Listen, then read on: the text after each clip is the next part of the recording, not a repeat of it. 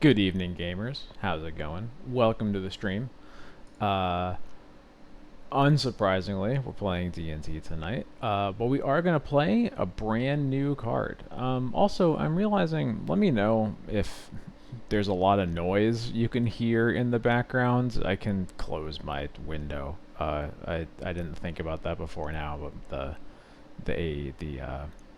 the AC is like right outside my window, and it just turned on as soon as I was about to go live. So if it's loud, let me know, and I can fix that. Anyway, this time around, we are cutting Teague. No, look, all I really wanted to do is try out pest control. Um, Actually, before I get into this, two quick announcements. First off, I published my May update for my D&T list and sideboard guide on Wednesday. That's yesterday. Um, and I also just today, this afternoon, released a new article up on my Patreon for all of my paid Patreon members. It'll be open to the public in 2 weeks from now. But one of the benefits that you get if you support me on Patreon is early access to my articles. So if you haven't seen it yet, go on up there. It's basically just kind of like a grab bag of topics, things that have been on my mind that weren't necessarily big enough for an entire article, especially with Modern Horizons 3 not that far away. You know, last time there was a Modern Horizons set, Legacy was basically not recognizable after Modern Horizons 2 came out. So I didn't want to spend too much time writing about something that was then just going to be obsolete. Anyway, with all that out of the way, one of the things I did talk about in that article was pest control. I don't know how good this card is right now for a couple of reasons, but I'm really interested in this card going kind of like, I feel like it's going to be something in our toolbox that's going to be good eventually. When you think about all the cards that pest control answers, it's all the one drops in Delver, the one drops that are in Death Shadow, it answers literally everything lands puts onto the battlefield other than their lands. It kills their Urza Saga constructs, it kills their explorations, it kills their Mox Diamonds, Shadow Spears, all that. It kills Fourth Earlingus tokens, it kills Rhino tokens, it kills what else? The point is, like, there's a lot of cards in Legacy with a CMC of 1 or less that get played. And I am really interested in this as just like a versatile option when a lot of things like that are played generally. If there are two problems with the card right now, it's that it's not good against the Beanstalk decks, and it's also not good against Scam. It doesn't do anything for either of those matchups really. But I think it's got text basically in every other non-combo matchup, and it also is good in some combo matchups. Like, it's probably better than some other cards you could have in your deck to like clear out a bunch of artifact mana or things like that. Not totally sure. We'll play around with it. But also it's nice that if the card's ever dead, it does have cycling. Like, if your Delver opponent, if you have to use your removal on Delver's one drops and they have a Murktide, you can cycle this to try to find another removal spell, things like that. And the damage that it deals to us is pretty minimal, all things considered. Like, yes, it kills our Aether Vials. Yes, it kills our Mother of Runes. It kills, like, Scarab Swarm tokens, and I guess Batterskull Germs. But, you get to choose when you cast the card. And I think where this card is really going to shine is, first off, in matchups where Mother of Runes isn't good anyway. That happens a lot in matchups where Urza Saga constructs are involved. And also just in ones where, like, your opponent's going to be going faster than you. You don't really need to necessarily worry so much about the cards that you play into this as much as how many turns you get out of it answering what your opponent has done so far. So I'm really interested in this card. It's entirely possible it'll do nothing tonight because I think in the current meta, its applications are a little bit too specific for a deck like ours, but I'm really interested in it going forward. That's my whole spiel. Seniad, you asked about 8 cast. Pest Control is great against 8 cast. That's one of, not it's one of the reasons I'm playing it, actually specifically for the synthesizer stompy decks. Not quite 8 cast, but somewhat similar. It definitely is not a foolproof plan there, because any card that clears their constructs but doesn't get rid of the synthesizers is, one Frogmite away from still being a huge problem. But maybe I can imagine it buying you enough time. And I don't necessarily love any of the other options that we could play. You know, GM Stoneforge Menson's Kataki, a card I have never once believed in. I think it's better against the synthesizer decks than it is against like than it is against like 8 cast used to be, but I'm not into it. Viscash, thank you so much for the 17-month sub streak. Is Taylor Swift Midnight's Eras playable in D&T? She seems all right on her own, but I don't know if I want to splash red for Ed Sheeran. Bro, I know that last time I asked you this, you said it's easy to come up with these when you have a whole month, but still, you're so good at this. No, it's not childless. Don't worry, it's not real. I have close friends who are funny and like shit posting, so here we are. Yes, Hatsune Miku is now in Magic the Gathering, but Taylor Swift and Ed Sheeran, at least at the time of this stream, are not legal yet.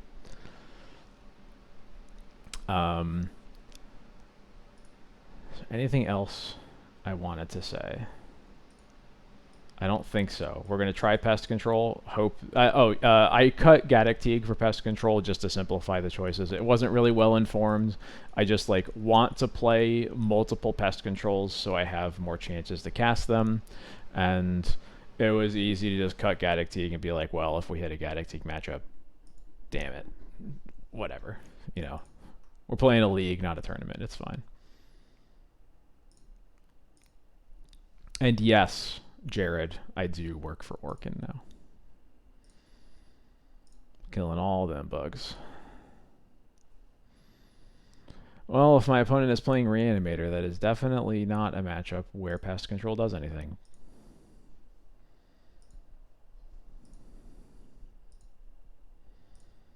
I don't... Shut up, Chileth. Yeah, Sand's fine. Whatever. If my opponent's on Reanimator, my opener doesn't really matter. So. Oh, are they on Scam as opposed to Reanimator? That would make sense. Well, I'm pretty happy with this hand against that. I think I'm probably incentivized to cast a turn 1 Thoughtseize over Vial against Polluted Delta.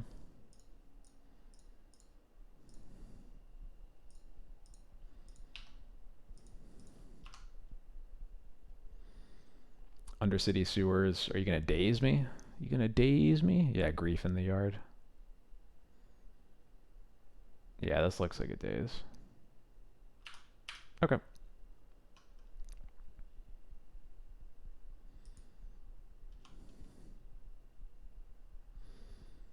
Of course, they mill over a Grief too. Oh, but they're passing the turn again, so that works for me. They keep that card on top.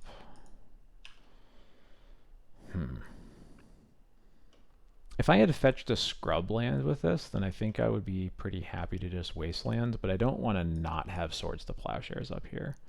I also don't love using Wasteland in this matchup anyway.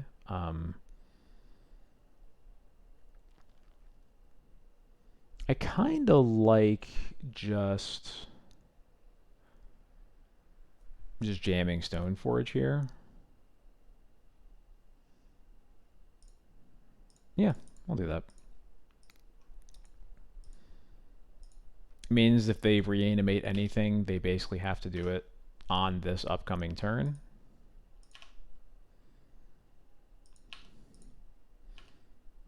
And if they grief us, I guess they don't have to take the sash, but they probably should.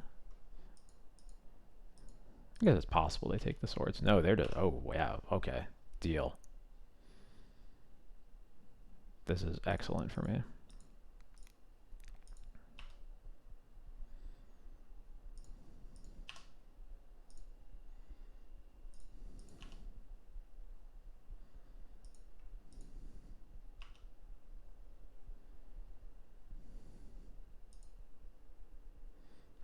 Yep, cool. They just lose.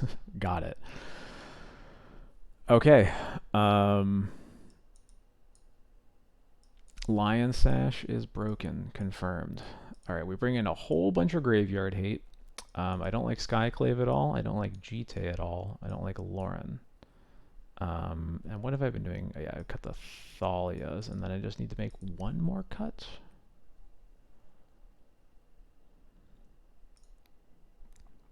What have I been cutting before? I feel like I should know this already, but I don't. Oh, it's the Cauldron. Yeah, that's what it is.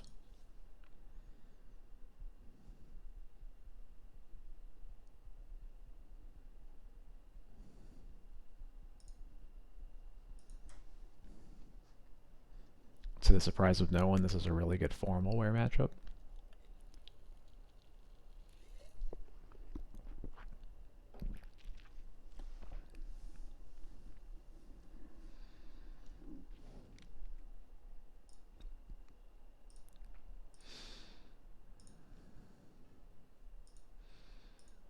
I think I can roll with this. It's bad against grief specifically. But yeah, if they just pass the turn, then I'm pretty happy with this. I'm not sure what land I am playing. I don't think that I want to surveil here. Just strictly because I don't really want to get wastelanded, but maybe that's not a good enough reason.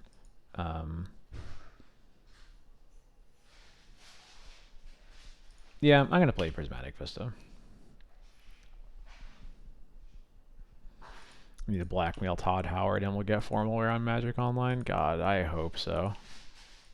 I hope that's all it takes.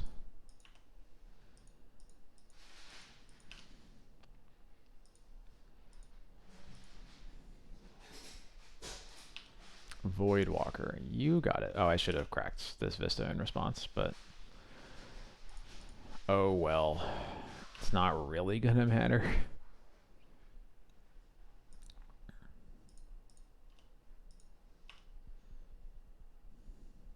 Another Stoneforge, huh? Alright, well I'll cast the first one. I think since I already have the Fairy Macabre in my hands, I'm gonna go for Batterskull here.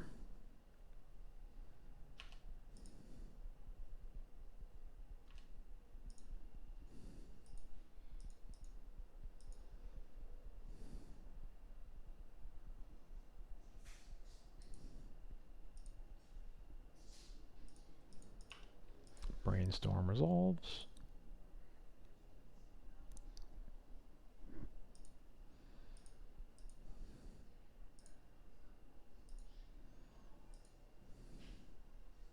Give me 1 second.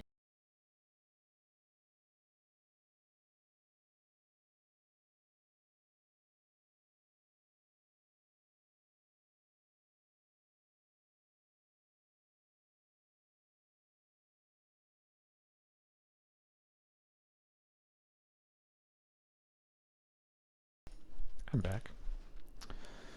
Lorien revealed I don't think is super common in these decks. That's a little interesting. But it looks like our Batterskull's coming into play. Whoa, they don't attack with Dothy Voidwalker. That's not right at all. Another Stoneforge. Okay.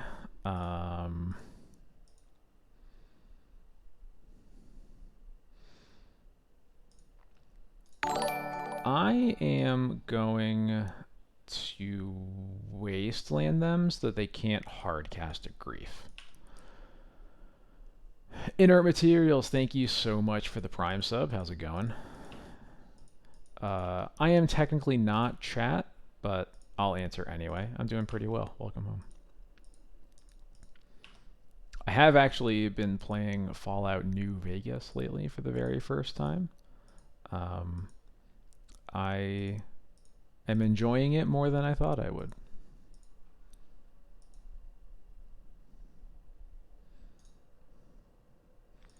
Fairy Macabre is gonna be a banger here. What else do we get rid of? I guess it probably doesn't matter. I'll get rid of the Lorien Revealed, sure.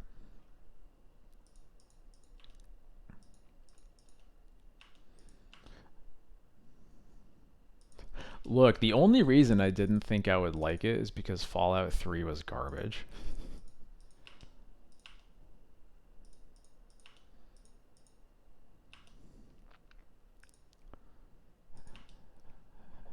But yes, it is kind of funny.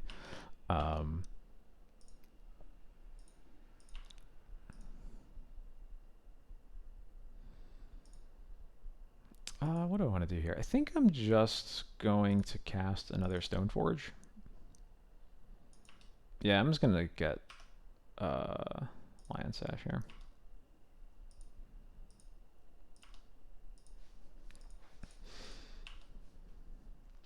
Yeah, I struggled a lot getting past literally the first like 5 to 10 minutes of New Vegas the first time I played it, strictly because it just reminded me, like, because it's the same engine, it just reminded me of how little fun I had playing.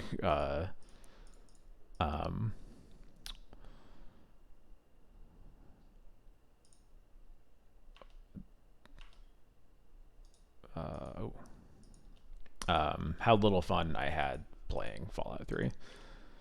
So I guess they did get to cash it in for a land, so that was a little bit foolish. I guess they could have cashed it in for any land anyway, so that doesn't really matter.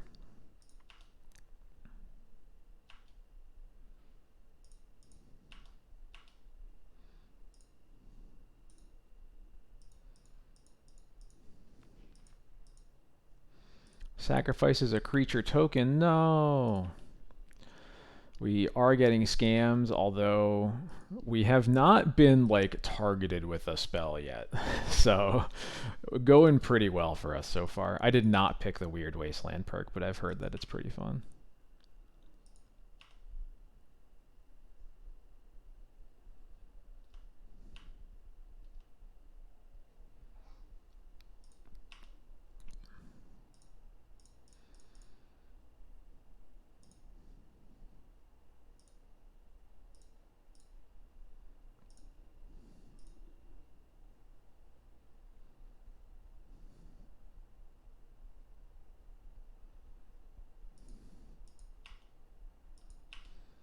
I'm gonna not eat a second creature to play around Orcish Bowmasters specifically. Or sorry, 2 Orcish Bowmasters. Speaking of Orcish Bowmasters,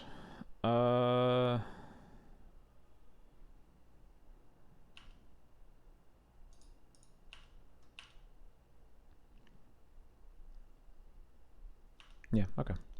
Playing or two have been not eating once. True.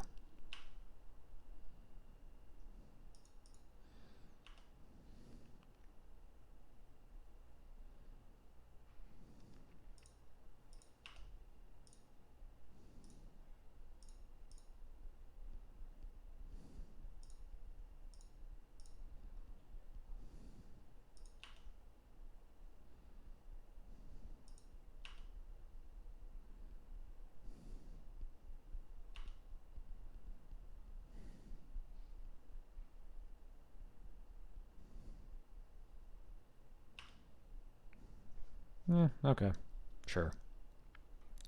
The You can type exclamation point deck list or check stream decker. The only thing that is particularly interesting in this deck is that I am playing uh, pest control tonight.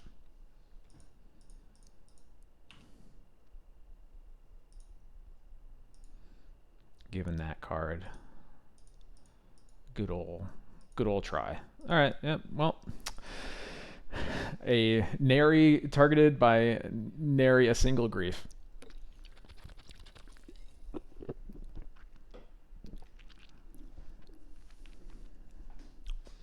How long have I been on Iganjo? I haven't. I only put Iganjo in my list if I'm not splashing green. I think there's good enough room in the mana base to play one, and if you're just splashing black.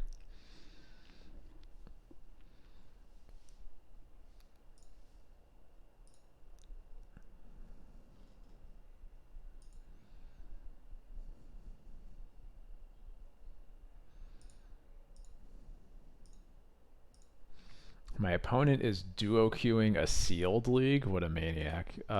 This hand sucks. This hand is a lot better. Unfortunately, I think I have to put Scarab Swarm on the bottom here.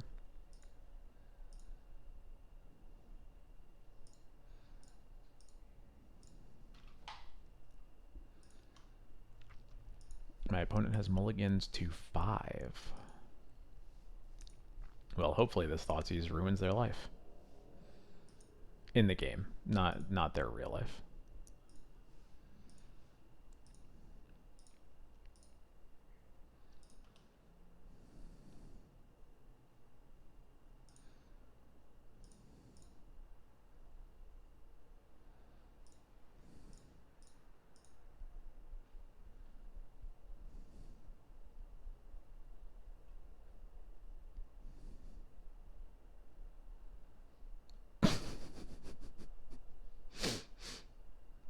Okay. Interesting.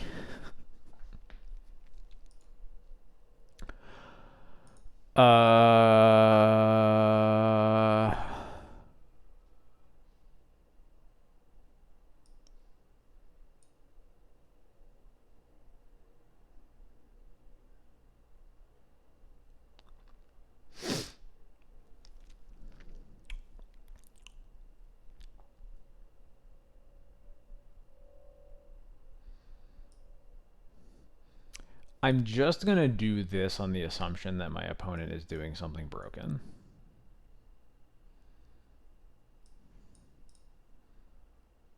We're gonna shoot in the dark.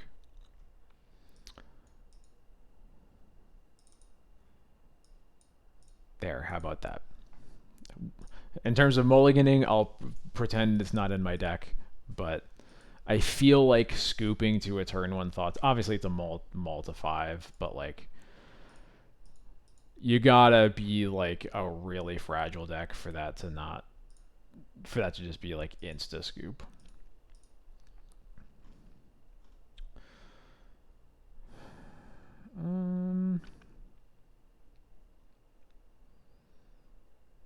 Yeah, sure.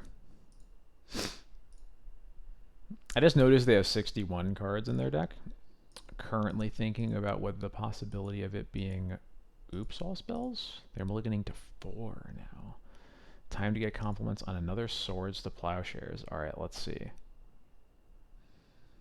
Opening it up. Give me a second. My computer is slow.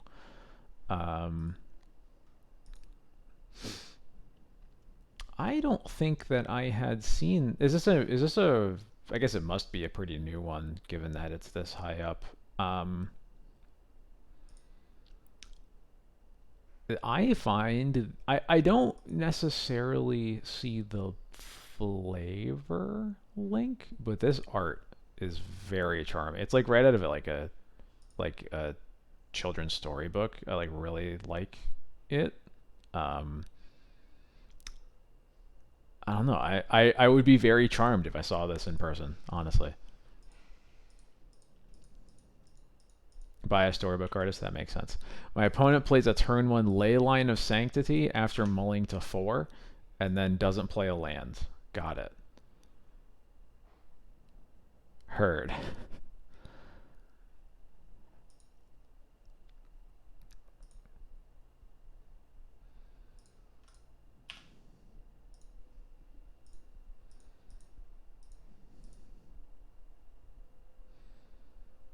Luckily for them, I can't Bowmaster them. I'll have to Bowmaster myself for the first ping.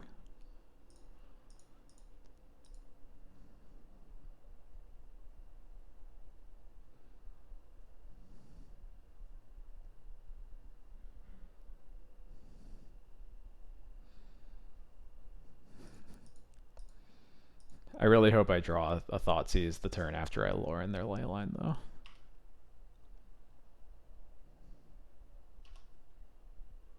Mm-hmm. Mm-hmm.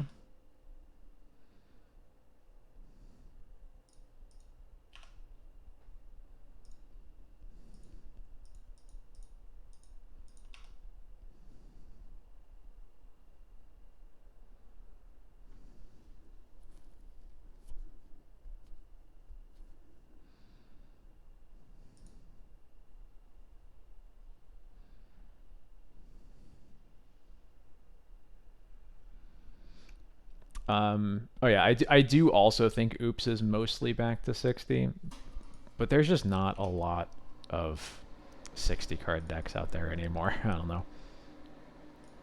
Not a lot of 61ers, I should say.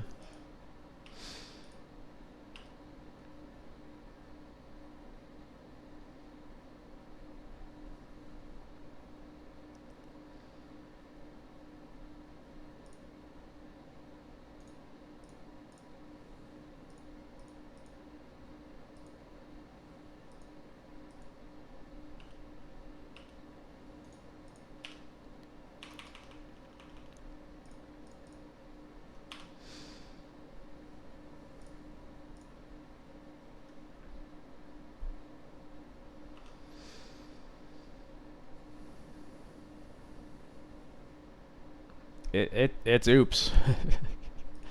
uh,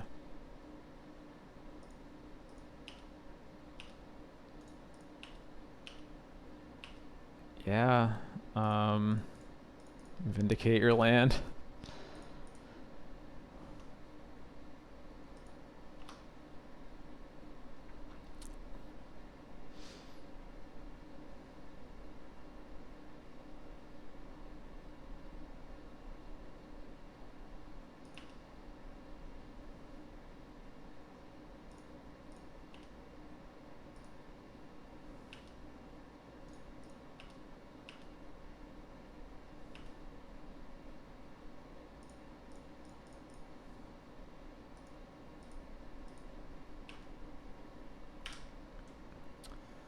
Yep. Yep. Yep.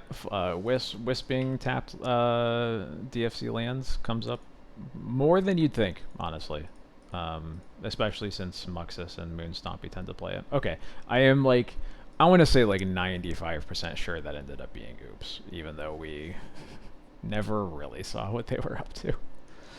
But I think Turn Timber Symbiosis is a pretty strong suggestion that they were on Oops.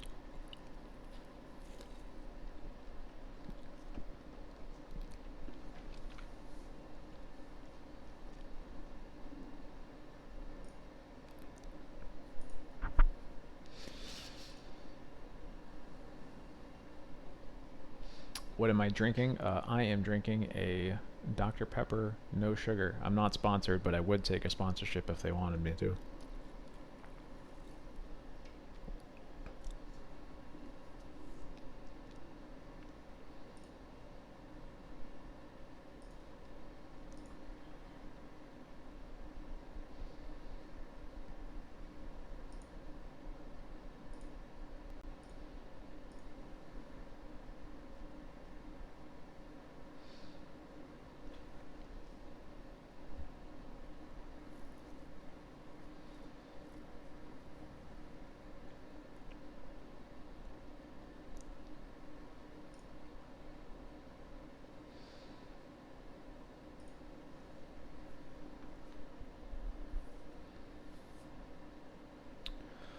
feel like there's something else I was gonna say, and then those matches, that match happened.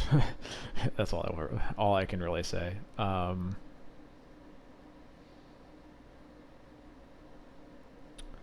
Uh, Maybe it's something on New Vegas. I don't know. But yeah, match of magic, both in quotation marks. That's a good way to refer to it. But yeah, I don't know. Something about like they clearly wanted to make a game that was fun with New Vegas in a way that it doesn't feel like they did with Fallout 3. Yes, you can have a free pet card compliment.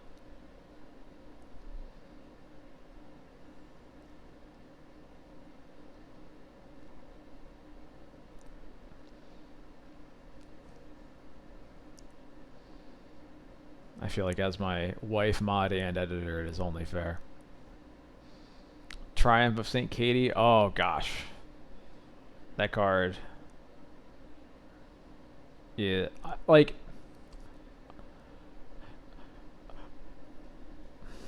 I have to be careful here because I love that your name is on a card. I wish it didn't. I wish it wasn't a miracle card because I know that we both really don't like the miracle mechanic. Um, but I think they honestly did a really good job of making a card that is a miracle and feels powerful when you miracle it without making it feel like the game is actually just over the way that it happened. Feels like it tends to happen with all of the other miracles that they played. And obviously, it is just kind of like 40k art, but I do like the art for it too. I think overall they did a good job with that card. I have not played Outer Worlds. Secret for me, and also kind of another reason I hadn't tried playing New Vegas again in forever. I hate open world games. Almost, I have, as soon as I got like halfway through Skyrim when it first came out, I was like, no, I don't need any more of this kind of game in my life. Um, that has since changed a bit. I've fudged the rules a little bit here and there, but like generally, I'm just sick of the genre. Yeah, we'll get rid of Sash because we have Stoneforge to get Sash again. Yes.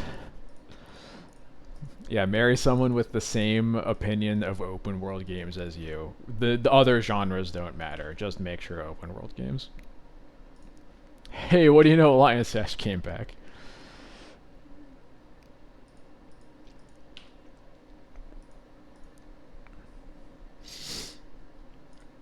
Yeah, part of a reason that like I have strong opinions is gonna be somewhat, influenced by the fact that I do literally have a degree in game design and development. Yeah, we're gonna bin that. But it very much feels to me most of the time that I'm playing an open world game that like it's just not respecting my time, and I'm just it like the world mostly just feels big for the sake of having empty space that I have to get through from point A to point B. Um, and I think there are very few games that have not made me feel like it's just a game where getting from one place to another is a chore. This isn't Oops because they've played two Seagate Reborns, but I can't think of a deck that plays two Seagate Reborns at all. I know that like the Coveted Jewel decks played like one, and I think that Oops tends to also play about one.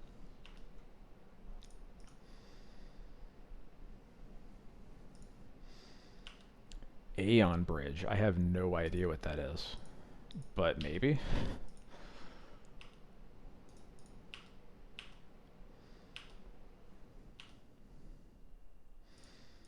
I'm gonna play Lion Sash because I can flash in Bowmasters if I need to, or I just make Sash big and kill him.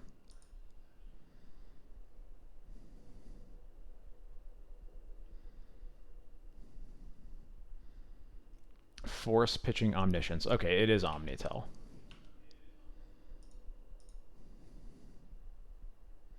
Is this Intuition? Yeah, I actually should have known that. Curtis Dittmar is a person who basically always plays an Omniscience deck or something like an Omniscience deck.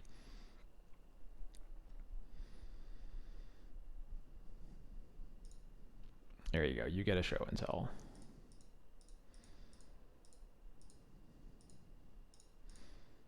I'm just going to flash this in now, actually.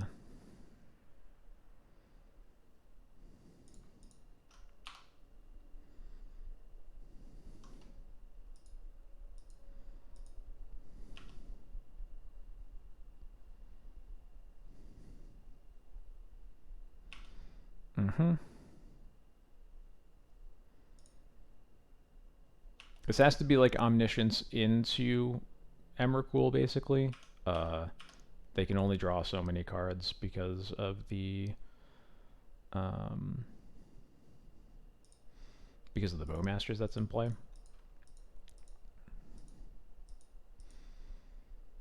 And I can also just kill them after they Emrakul, so they have to do something else after that too. I assume this is Intuition for Emrakul. We'll see. Oh, they're going to do some of that nonsense, huh? All right.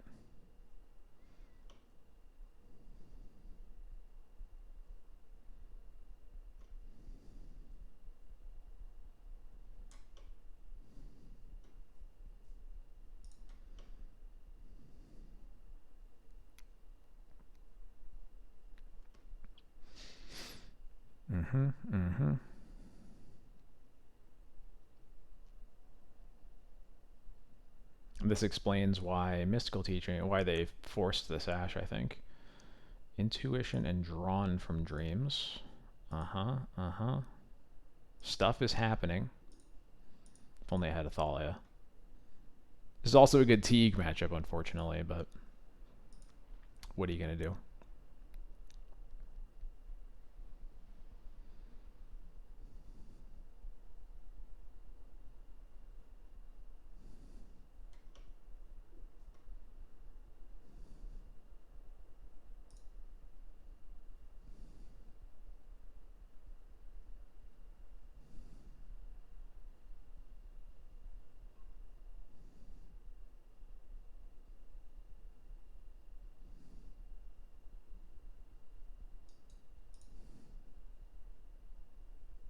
It's kind of funny how much this looks like a deck that was built to never trigger Bowmasters despite being mono blue.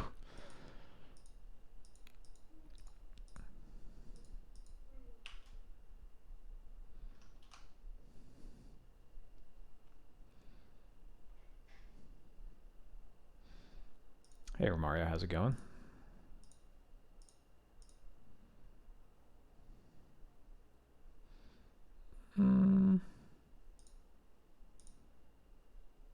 I want to do this so that I still have lethal if I live through this somehow.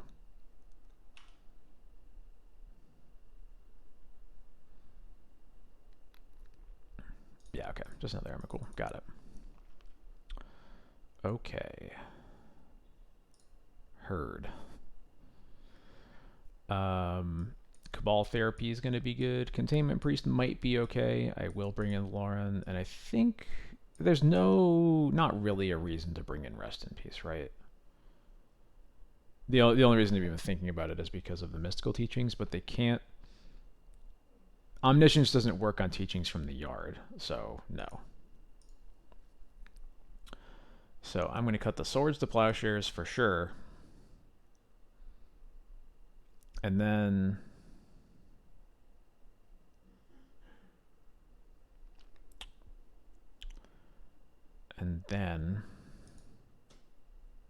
I run out of cards to board out.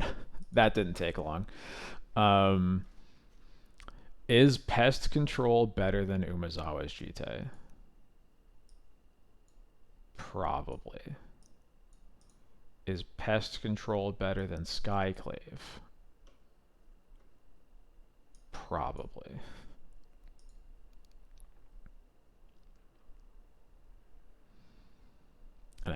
feel like that's the best we can do. um, yeah.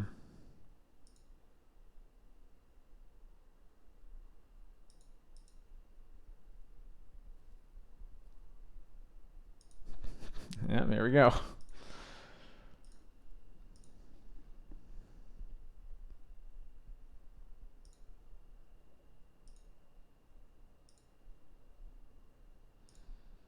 Okay, deck. This one is better. It's not great, but it is better.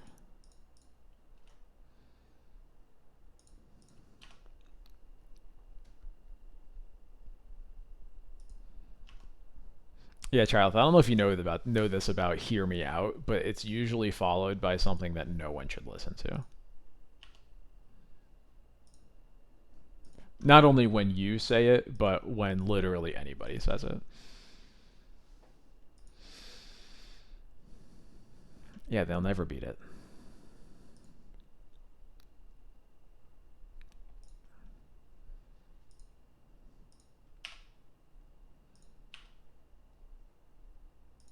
I just want to get a Lauren into my hands like as soon as possible, please. That would be great.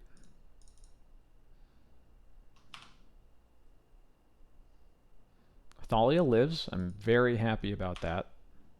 Or Thalia doesn't get countered, I should say.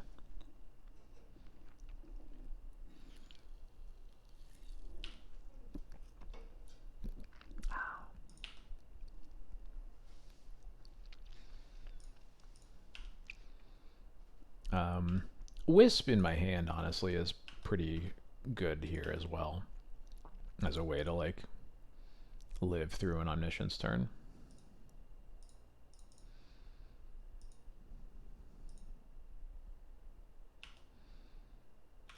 Alright, let's call Drea again.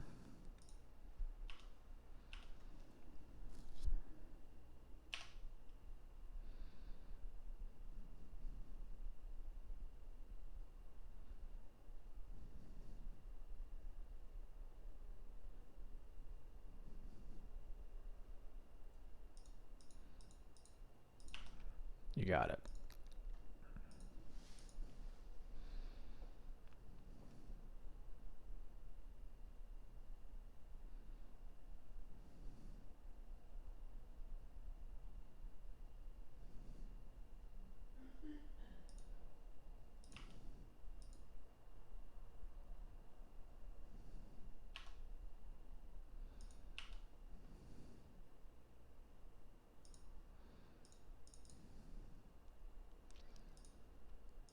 Alright, we got a good clock and we have a Thalia in play.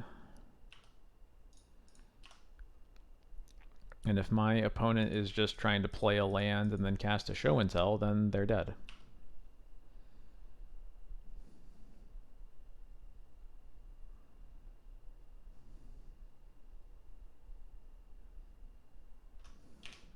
And they are not doing that, at least not yet.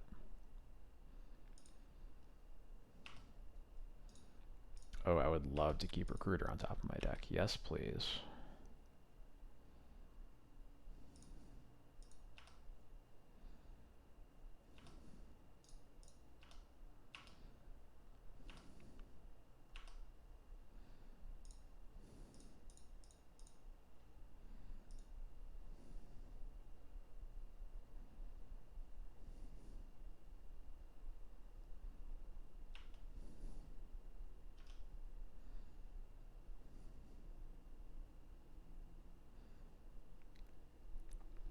You know, I already have the Wisp to beat Omniscience, so I guess I just go for lethal.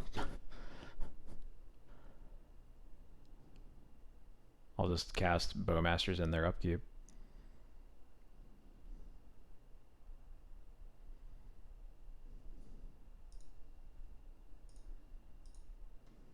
Deal. Flawless. Can't lose.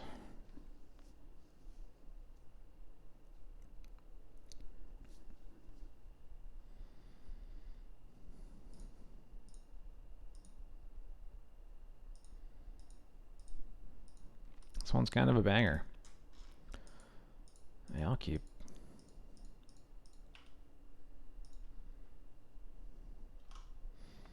I can safely cast a Vial on turn 1 because I know that my opponent does not have any Ancient Tombs or anything in their deck. Maybe that was a mistake. Turn 2 Thoughtseize into Thalia off the Vial is pretty fine though. Pest Control has not come into play in a way that matters yet, so don't know yet.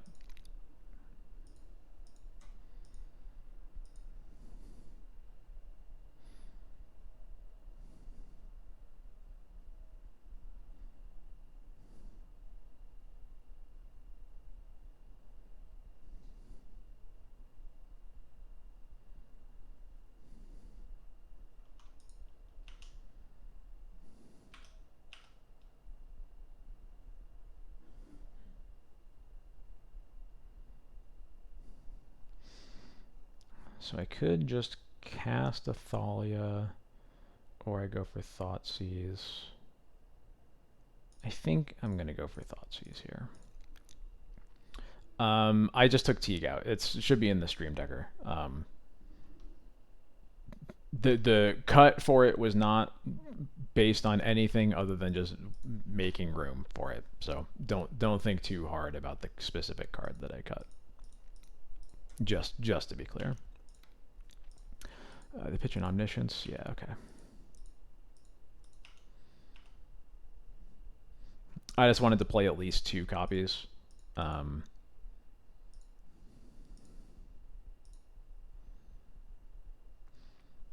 So I think... So Thalia works if they don't have Emrakul in their hand right now. But if they do have Emrakul in their hand right now, then we need to put in Recruiter. And this sequence is kind of what punishes us for going for a turn 1 Vial instead of going for a turn 1 Thoughtseize into turn 2 Thalia.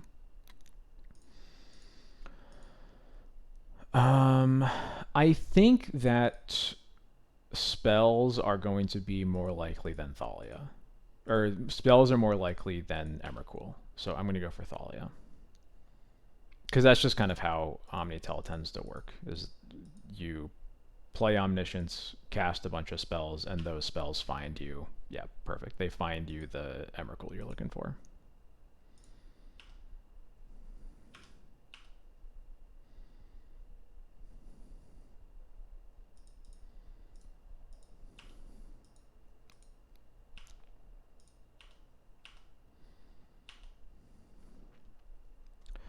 Now the thing I have to be worried about is not dying to them untapping with this Omniscience.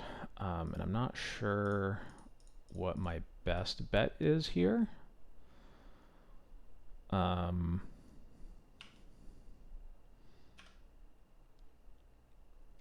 think the answer is that I think the only 2 cards we realistically get are either Bowmasters or Lauren. And I think that my opponent is not going to draw enough cards for Bowmasters to be what keeps them from going off. So I'm just going to get Lauren to make sure that they don't get another turn with this extra mana. Hey Mike, how's it going? We're 2-0 in match 3 against Mono Blue Omnitel.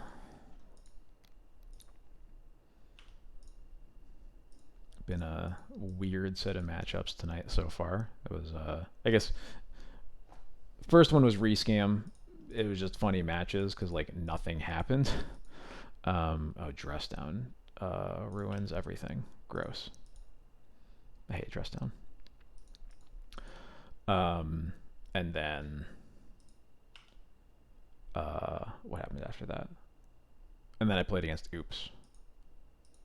But I only knew it was... I can only surmise that it was Oops because they were never close to going off. They scooped to a turn 1 Thoughtseize against a Mulda 5 and then went like Mulda 4, Leyline of Sanctity, play, I think, 2 DFC lands, and then never cast another spell. Yeah, this dress down gets us, unfortunately. Very frustrating. The only way we beat this is if this is a No, Solitude isn't. Or no, Solitude does do it. That is the one card that we could play to potentially get out of this, but like I think they can easily do all of this and then still have a Force of Will.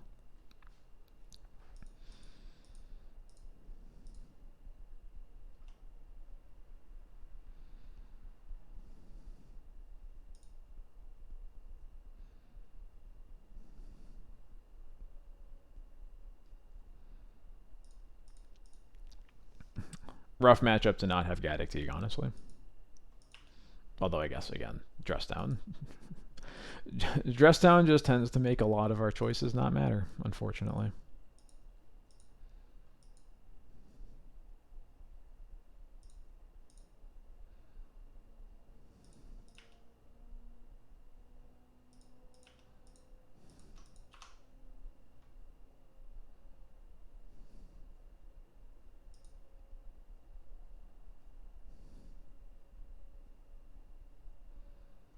Man, this deck's boring.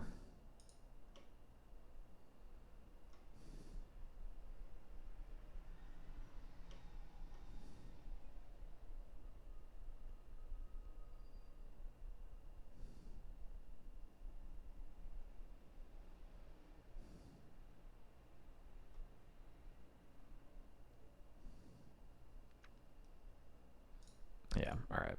There we go.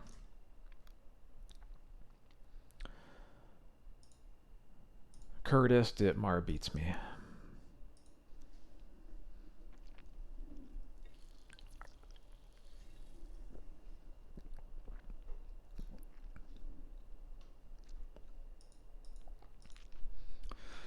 Omniscience is the worst. I have a very, very strong opinions about that card, and none of them are good. Alright, let's go. Interesting hands.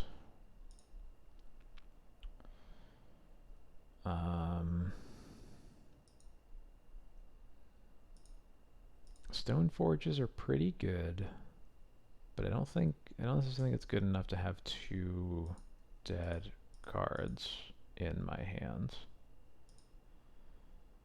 But I am on the play.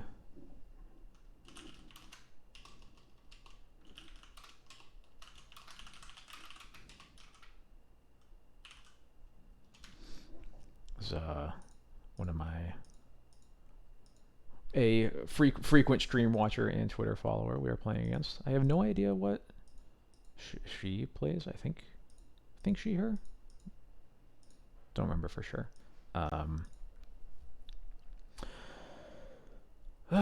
Yeah, I'm just gonna mulligan. Yeah, this is fine.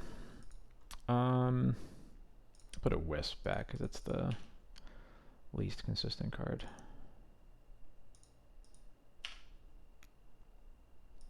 Hey Gabs, how's it going? Resleeving a deck is taking the length of 2 matches. Yeah, sometimes the matches are pretty quick. Or you sleeve slow, I guess I don't know which. Great time to get you to compliment my not actually favorite card. Hit me. What do you got?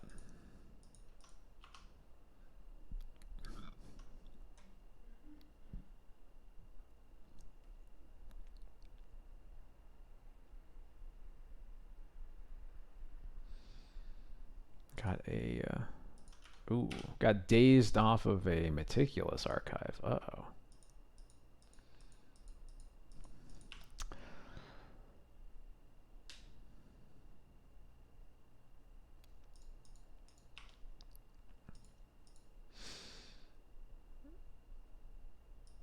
I have to compliment Omniscience.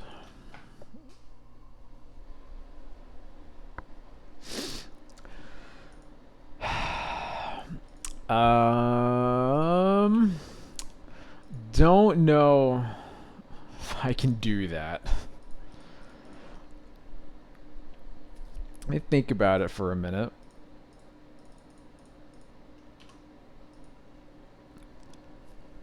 think she's playing Stifle Knot. Okay, okay. Complement omniscience.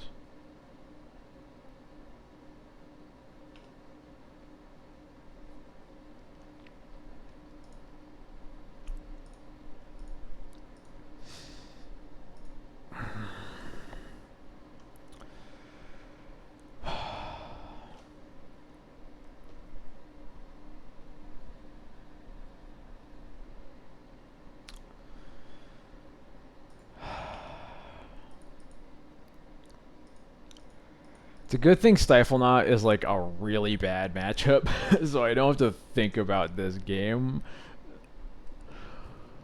Um,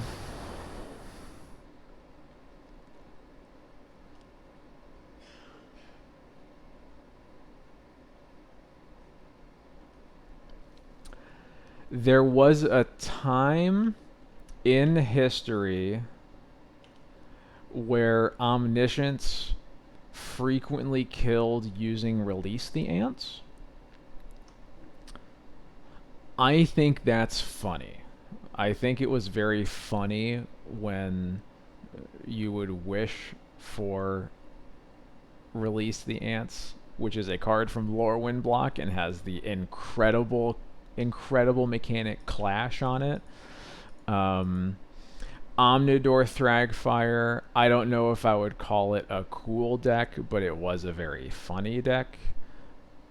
And yeah, I can agree that it has cool art.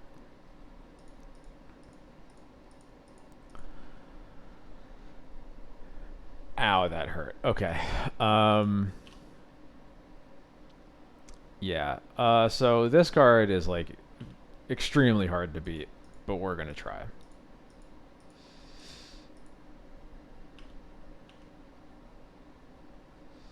I think that I am just going to flash in a 3/2 Vigilance, or 3/2 Lifelink here. Yeah, I don't need the second Mom.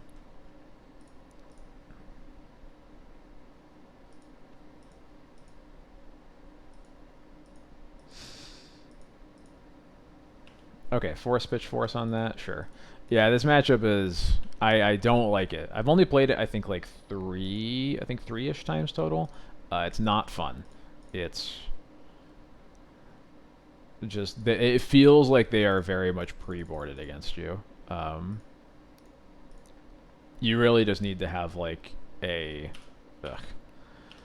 You really just have to have a Swords to Plowshares for every Doorkeeper Thrall, or every game just feels like miserable.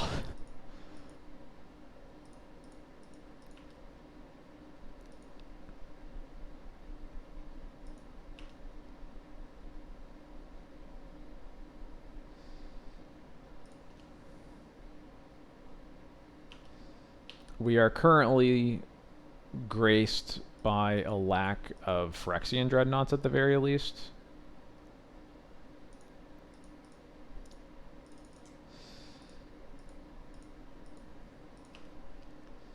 Trying to determine whether it's more miserable than it is for Doomsday.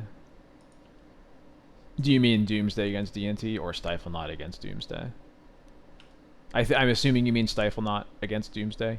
I guess I sure do also see how that's a nightmare, so...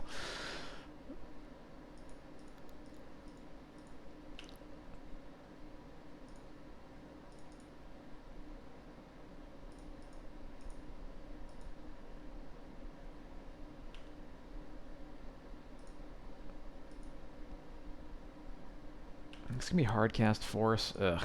Literally just drawing all the interaction on all my cards. I know none of them do anything, but like, I want to resolve a spell. They're not even good spells.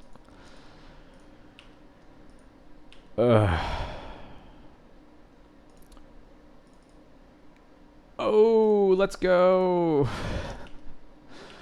Oh, wow. Okay. There we go. That's more like it.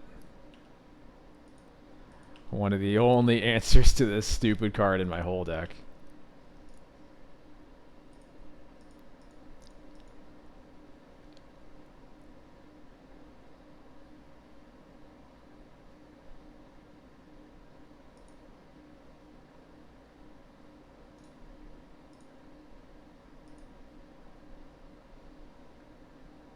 please do not have another Doorkeeper Thrall. I guess maybe just have a Stifle.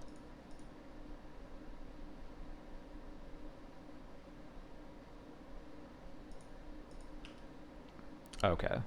Uh, that that's actually fine, right? Because I guess I should have done this in response to the dress down rather than letting the dress down get into play. But I'm glad you found your GT rather than it being lost. You know what? Me too. Me too. The joke is that lost GT is a bad card.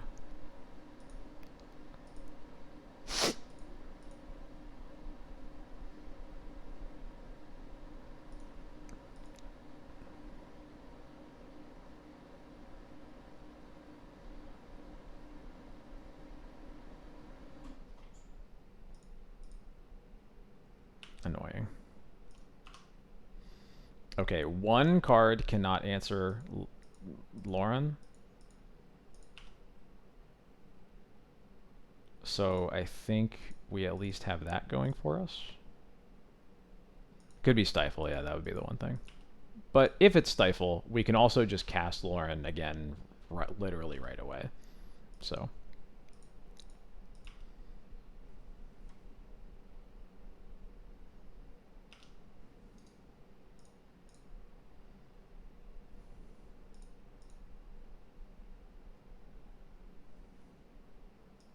why did my stack get all the way over here? Anyway. Okay. We're getting somewhere.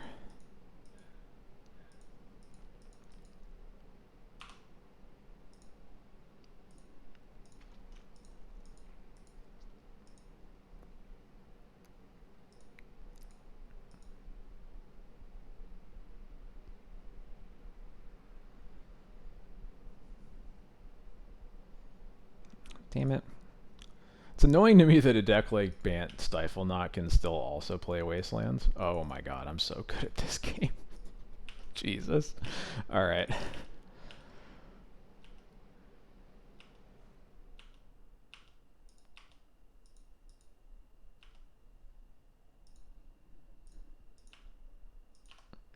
I definitely do not want to be drawing any cards right now.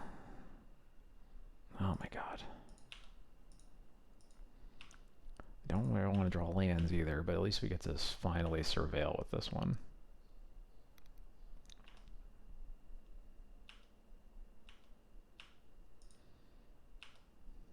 Yeah, Wasteland Bug, what gives?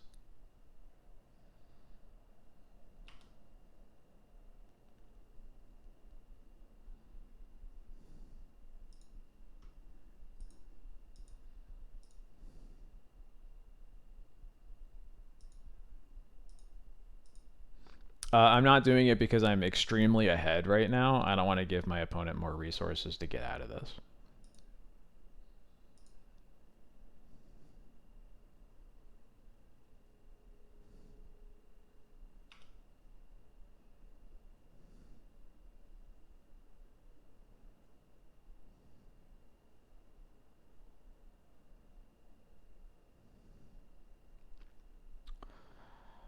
I'm guessing this is going to be dress down, drawing into a dreadnought.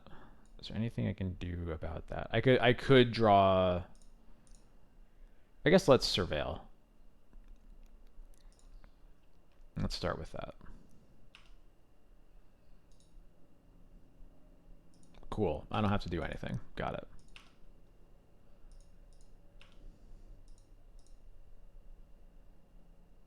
Yep. Cool.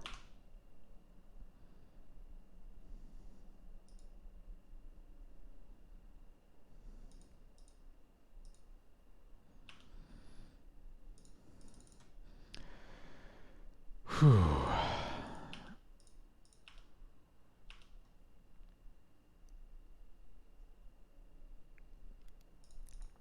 Okay.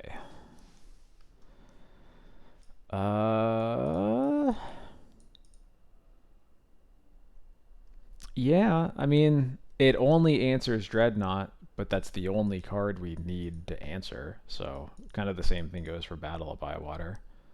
I think we're boarding in all of these. What do I want to get rid of? I definitely don't need a second sash. I barely need the first.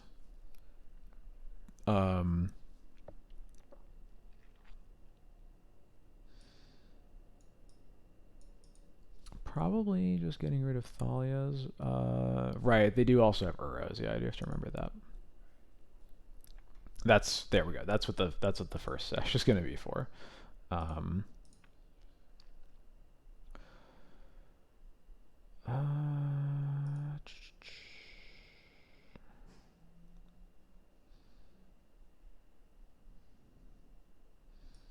Not really a good Scarab Swarm matchup either.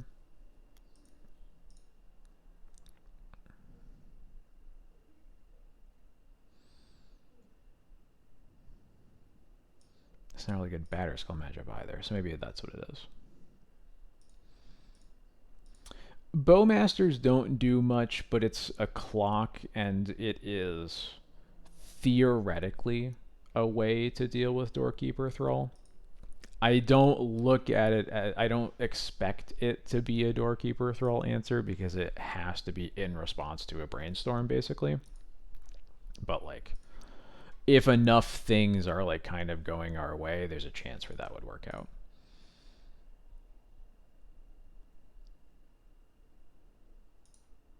There we go. I thought you were talking about battle card types, yeah. Hello, XJ Cloud. How's it going? How's it going?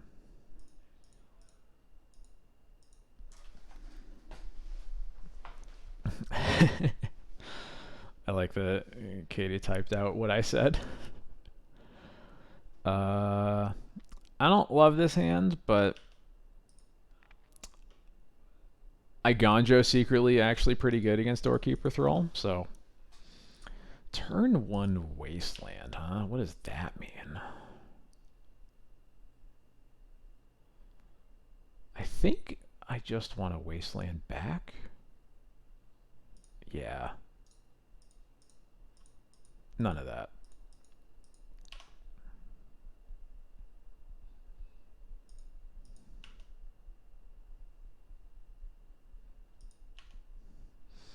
Guess the number you're thinking between 1 and 10.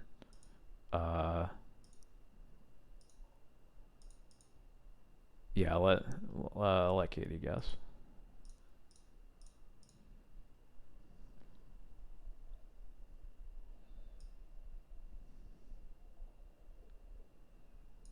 Okay, it's for me. I'm gonna guess 4.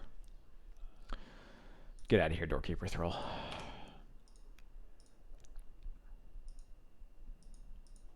Nice. I'm so smart.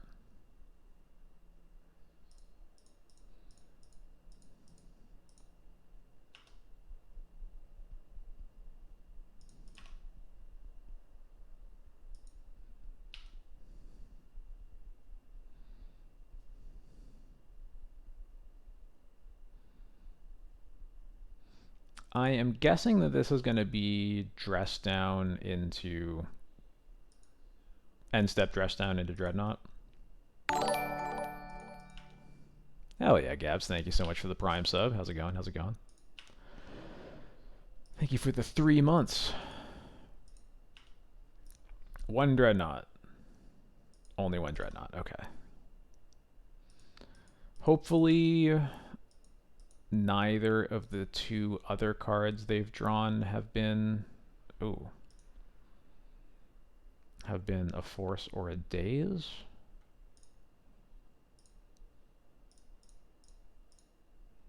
Start with this. Daze.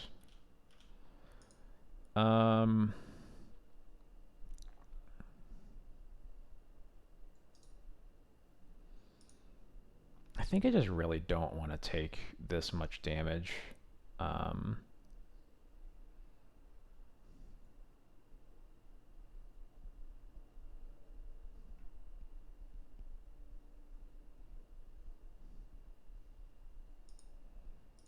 I'll get rid of the Skyclave.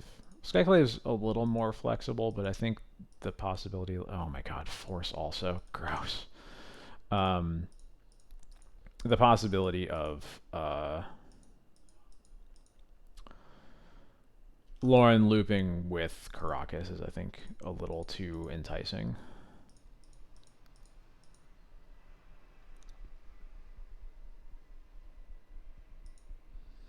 Those are a disgusting set of draws. Not a Wasteland, too. Don't daze me again, please. I'm begging you. I have to play out my Iganjo, too. It's a travesty.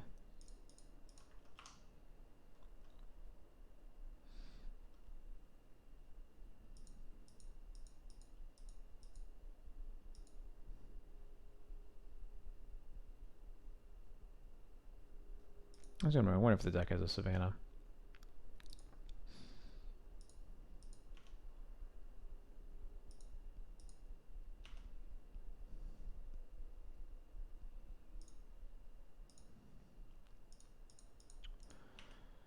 Let's go ahead and attack first. Yeah.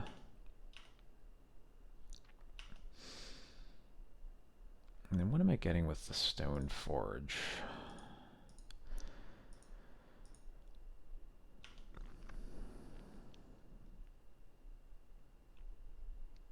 I'm getting stifled, so I'm getting nothing with the Stone Forge. Got it. Sometimes it's nice when you don't have to even think about it because your opponent stops it from happening. I'm surprised she used a stifle when she has a swords for the Stone Forge, but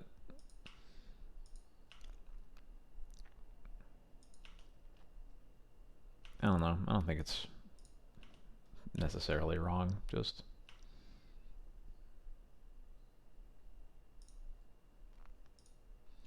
this should get the swords to plowshares out of her hands, and yeah, I'm gonna Yorion at this point.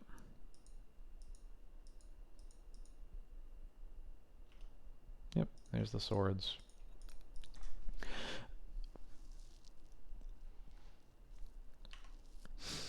I think the threat of Jite is probably the reason to counter it. In my situation, I think I'm getting Cauldra, actually, because I've already answered one Doorkeeper Thrall with a Thoughtseize, and I have a Swords in my hand still, so. And with this one, I am going to go get Cauldra, so.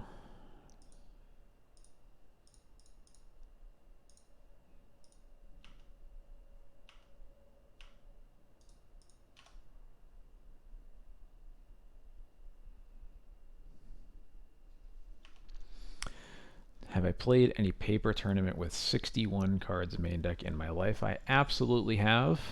Oh no, Last Dreadnought. Rip.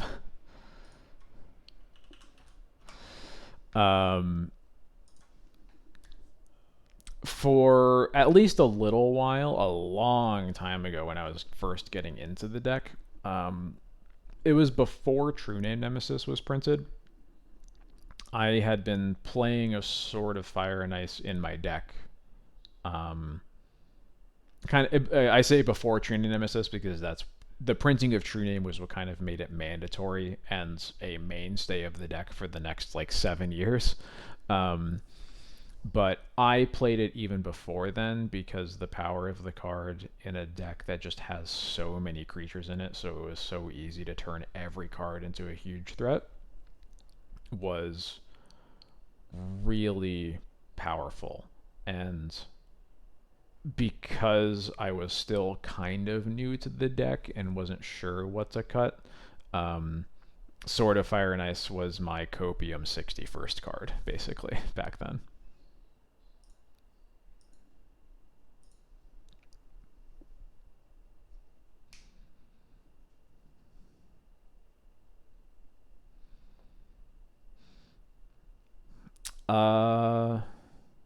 Yeah.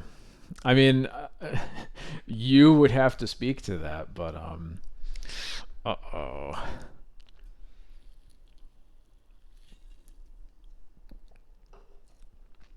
Oh no, it's so Jover.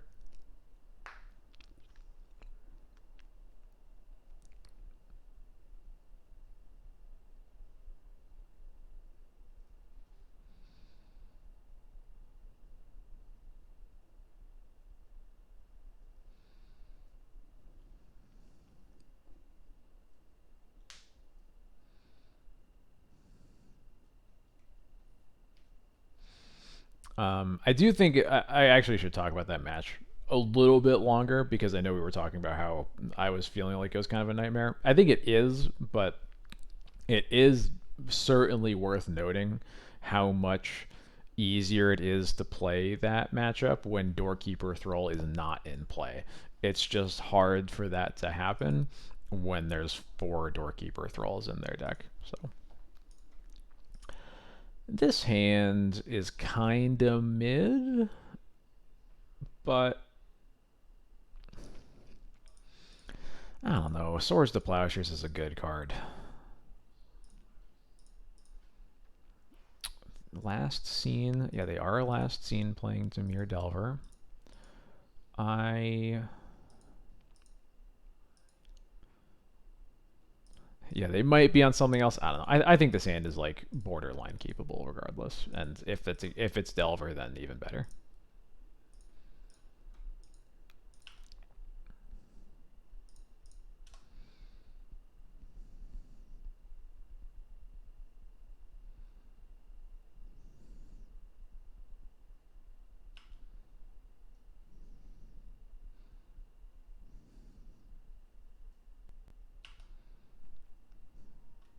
Underground Sea Ponder could be Delver, could also be Doomsday. Who knows?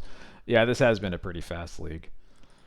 And yeah, if they're on combo, we just die anyway. So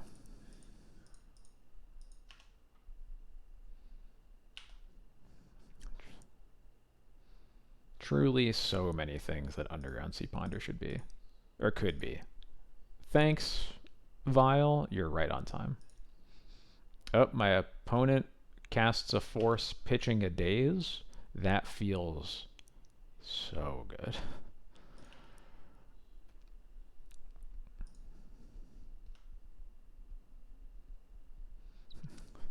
Another Underground Sea.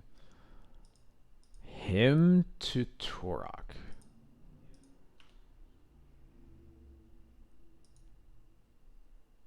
Okay, there go my lands. Sure. Um. Well then.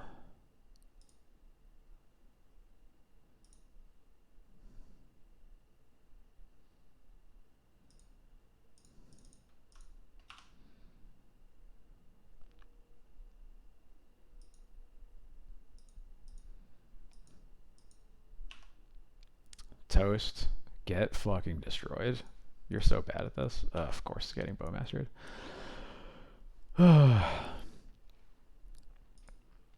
I miss. There's so much more game to play. We might be fine. I do really miss when him to Turok was very unplayable. Just the most miserable card.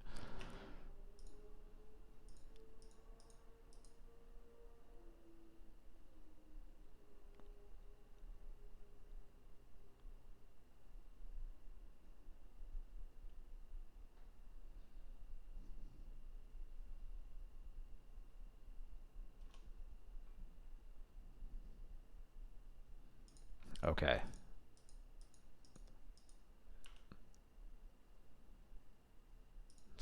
All right.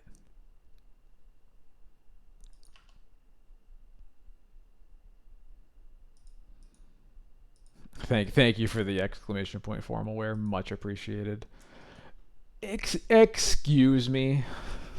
No. What? Okay. Fatal push exists. What are you doing?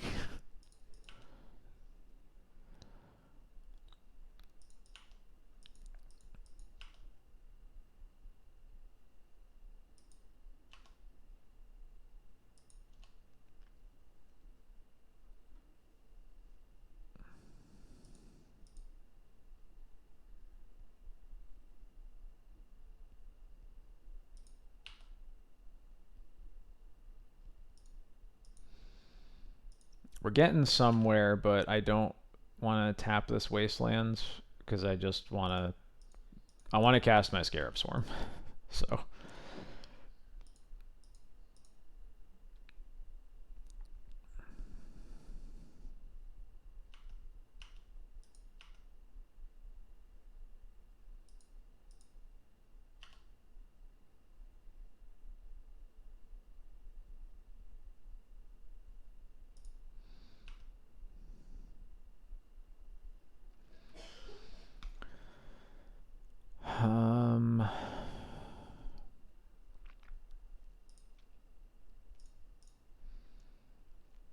I'm gonna wait a. Oh my god! Of course they have Stifle.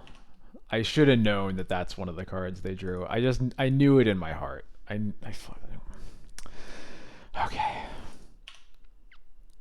I just knew it.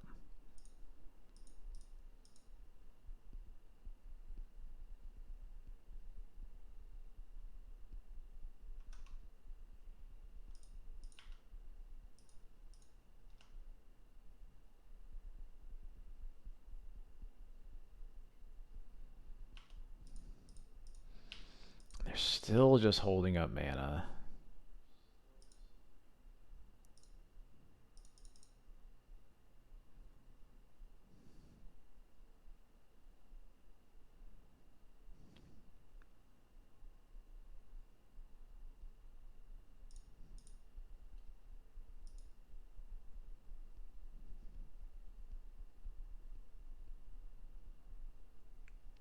I don't really care that much what happens here. All I want to do is get more of the cards out of their hand so that I feel more confident that this Scarab Swarm's going to resolve.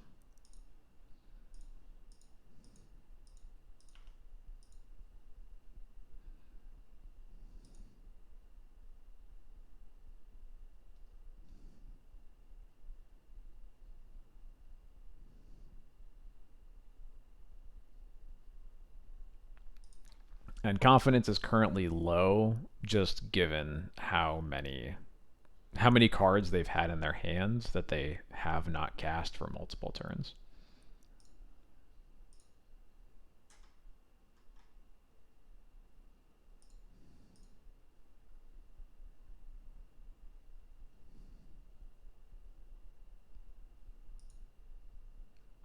I did gloss over the fact that I get that Fatal Push does not kill Atraxa or Murktide, etc. But I don't know. Neither does Lightning Bolt. I don't know. I feel like if you're playing Delver, your threat should. Oh my god. Your threat, I feel like, should be more efficient than this. Please don't hit Scarab. Okay, whatever. I don't care anymore.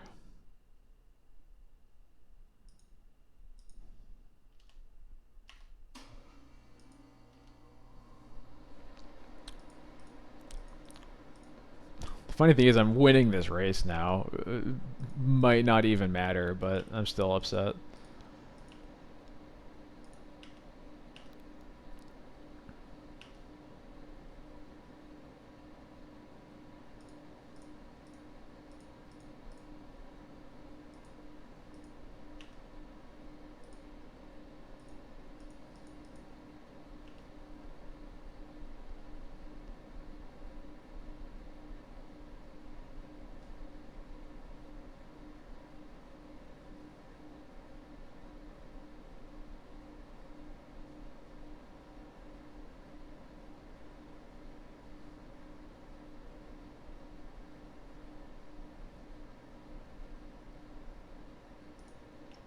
Whale of the Forgotten. Okay.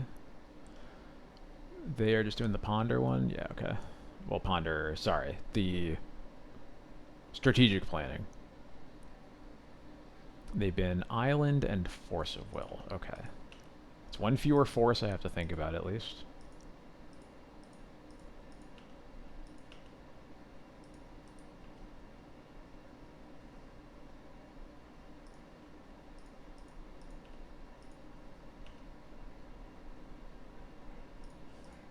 Okay.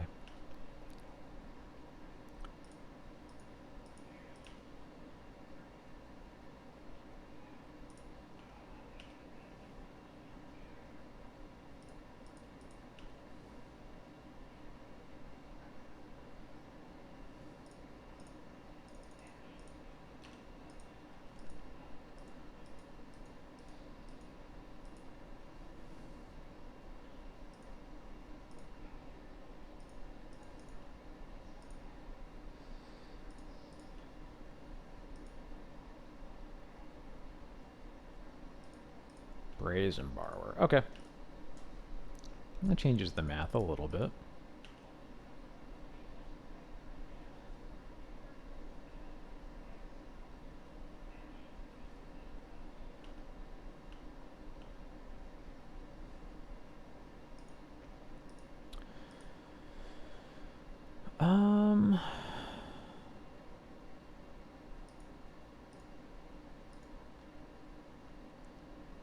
I think this is a situation where I just want to trade resources, so I am going to make them have another Bowmaster's here, or another removal spell, and if they use that on the mom, I'm okay with that.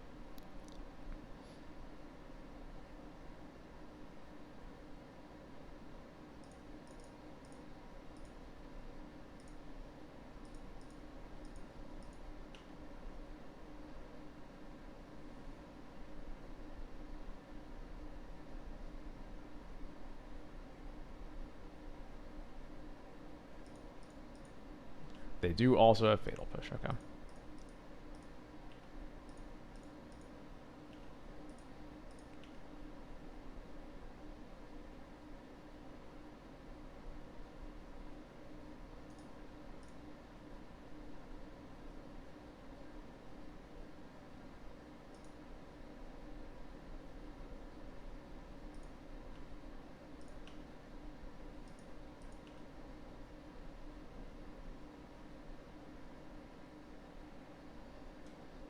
Where is my black mana? I feel like I'm probably supposed to just get rid of this Brazen Borrower, though. Yeah.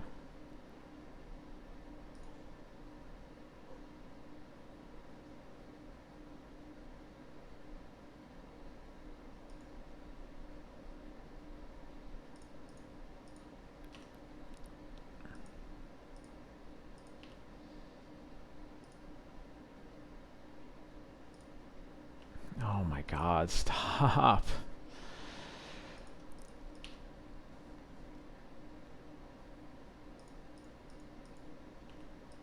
It was really the stifle on my fourth land that has just like completely thrown this game like out of my grasp.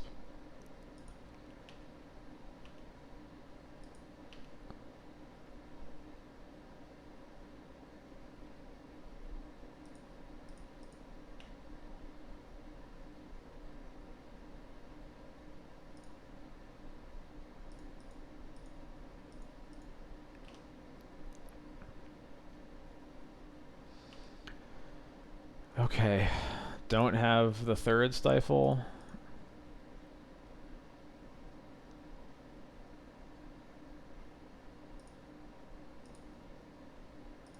I guess I need you to also not have another force.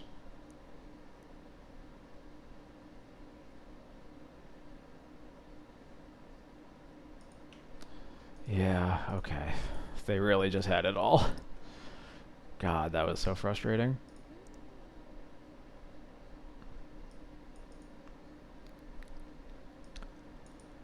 Battles are good. Rest in Peace is good.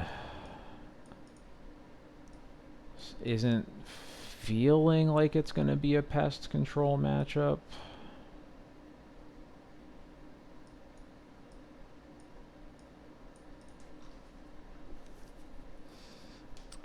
They could have Delver, but it's going to be the only one drop in their deck, and they haven't shown it to us yet. So I think we're just gonna resubmit.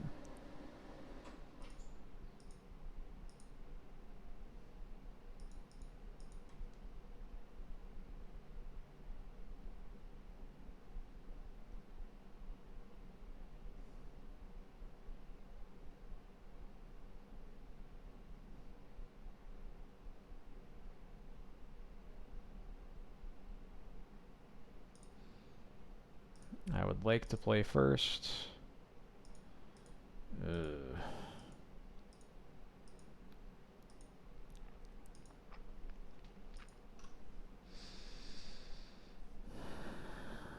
I don't know about this one.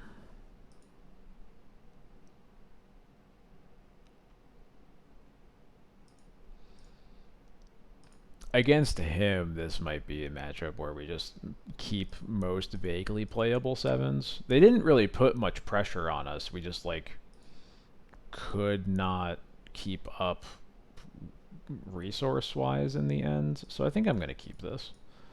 It's got good cards in it. We just can't use them quickly, but I think we can live with that. And I'm going to crack this Vista for a Plains right away. There's also a chance we just like wasteland them to death and that buys a ton of time. We'll see. I think that's unlikely, but it is possible.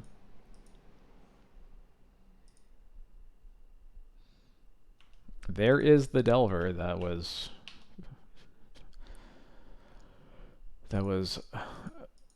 sort of assumed but not yet confirmed. There's Scarab Swarm again, huh? Now that they have a Delver, I feel less like I can just play, that I can just like wasteland them.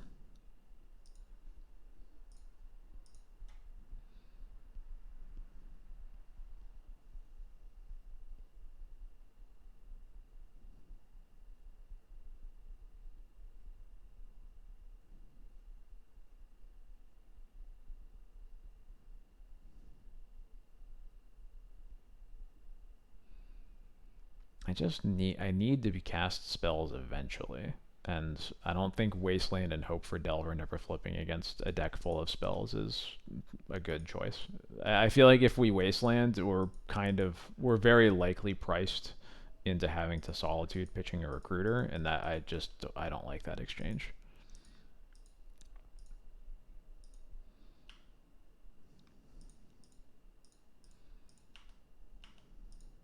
Hmm.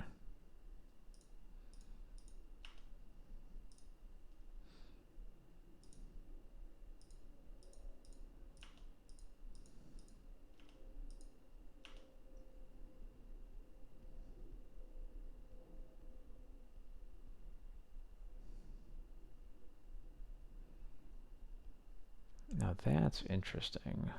Yeah, this gives me a bit more info to work with at least. I would be recruiting for a Stoneforge here.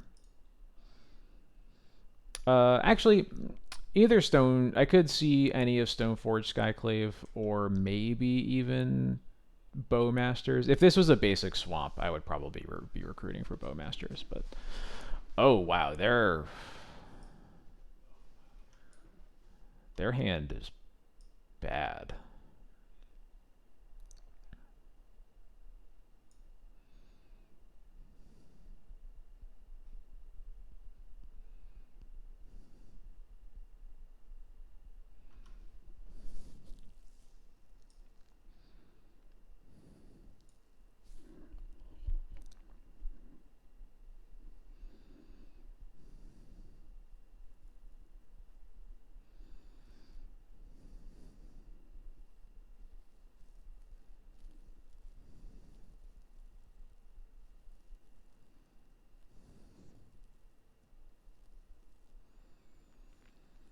I think the plan here. Hmm.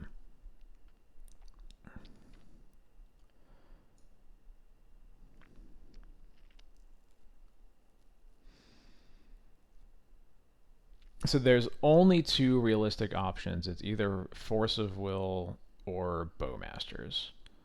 Bowmasters is less pressure, but this Force of Will has plenty of bad cards to pitch to it. Um, and I think the way that they win this game is just keeping their spells from resolving over the next turn or two. So I think what I want to do is just take Force, let them cast Bowmasters. I'm going to wait to see what happens with Delver. I might have to pitch Recruiter to Solitude the Delver. I certainly will if it flips. And then what card they flip is going to determine whether or not I have to Wasteland this Underground Sea. Yeah.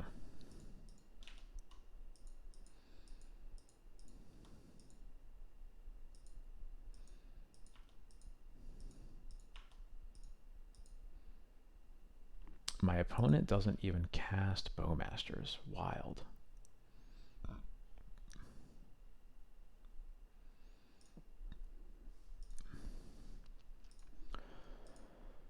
Since Delver did not flip, I am just passing. Yeah, another land. Cool.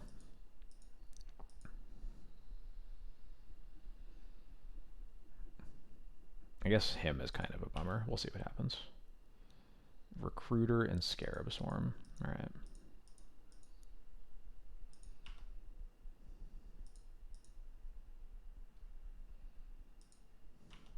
I don't understand the taxes part. Is it just Thalia? So at this point, so there's a. I think the naming behind the deck is a little bit more complicated than that, but I could talk about it. I wrote a whole article on that part, honestly. It's. I think I'm stun locking myself answering this question.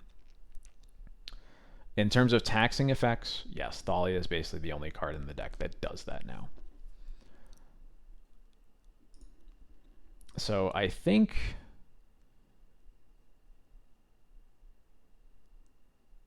I'm kind of interested in just double wastelanding them. And then I will Solitude the Delver if it flips. But that also might just be bad.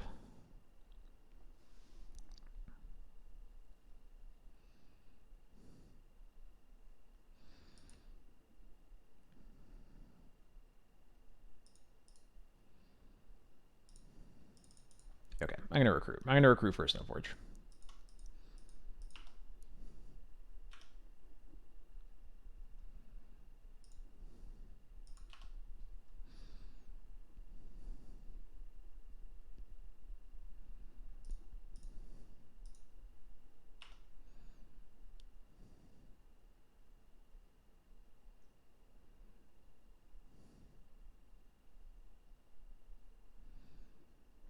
Delver flips to Shieldred's Edict.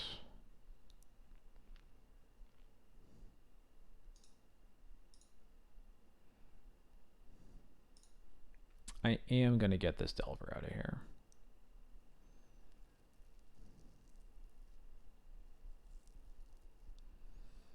We are uncomfortably close to them being able to cast a Murktide. They can at least only cast one, and I'm pretty sure that this Stoneforge is going to be getting a Lion Sash anyway because of this Shieldred's Edict, so we're doing what we can. We also might just have to Wasteland them this turn, and that'd be fine too. Bowmaster's on the Recruiter, yep.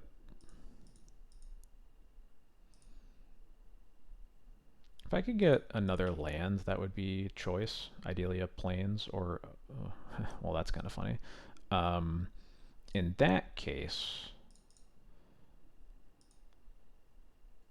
I am going to Stoneforge for a Batterskull.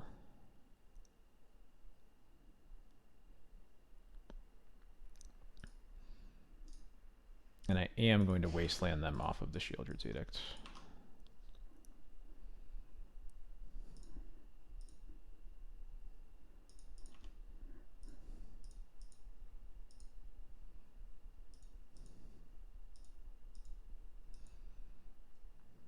Good point. Good. This is definitely a formal wear moment. Let me get that in. There we go. You know what? We're doubling up. That's fine. Look, the formal wear moments happen. I'm sure we've missed some already.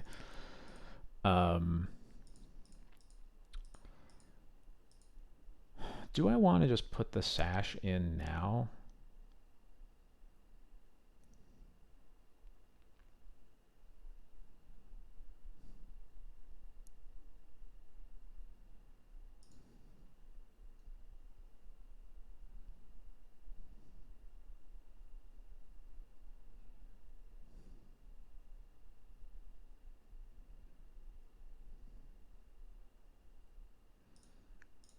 Yeah, I'm going to. I had to think about it for a second.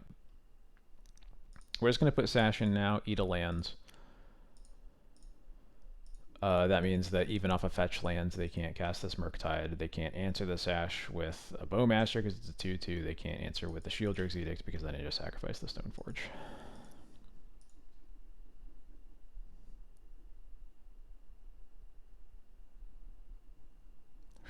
Okay, that was a real sweater.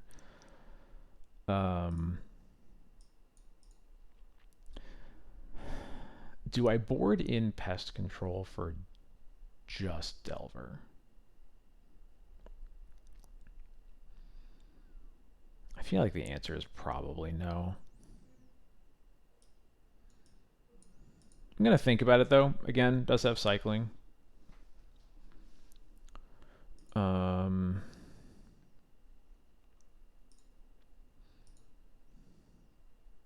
don't really know what I would cut, though, is the problem. I guess it would be Thalia's, realistically. Yeah, actually, that's good enough. That'll work.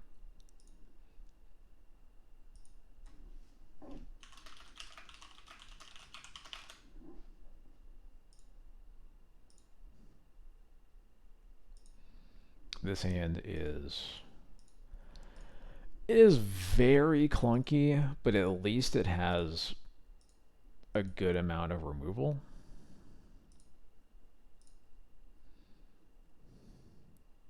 My opponent's mulling to 6. I don't love this keep, but I'm going to try it. Have I talked about any of the officially spoiled MH3 stuff yet? I have not. I mentioned last stream that I don't like talking about the leaked stuff because you never know what's real and what's not. Now that like we have confirmation on the stuff that is real, I'm not super. I'm not really that interested in any of it so far. At least specifically talking about DNZ. Since my opponent showed me Stifle, I really want to get a basic Plains. I don't want to get a basic Swamp here, so I'm just going to fetch for it now. I don't care about swordsing this Delver right away. I would rather play around days and take a hit. Or here, even better, they don't even flip it. They will off this Ponder, but yeah, I think there are definitely some pretty important cards in Modern Horizons 3 so far for Modern. I don't really see that much for Legacy so far.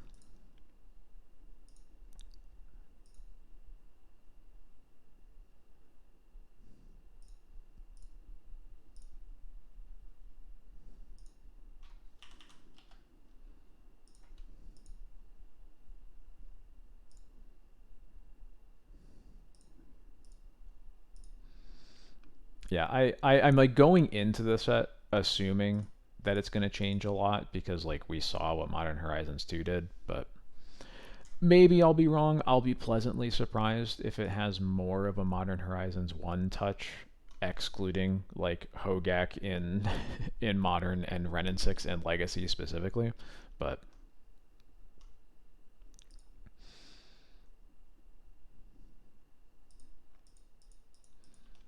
milling a wasteland feels like a win for me. Very few cards you expect to see a bunch of play other than the Blue Magus. Yeah, I think the Blue Magus is interesting. Meltdown is kind of interesting. Of course, we immediately draw a blue spell. There's definitely no like slam dunks or anything. It's mostly just like kind of interesting tech cards maybe. They reveal a Stifle.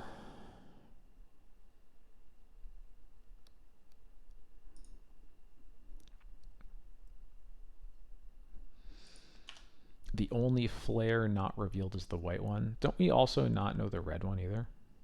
Or the black one? I've only seen the green and the blue one.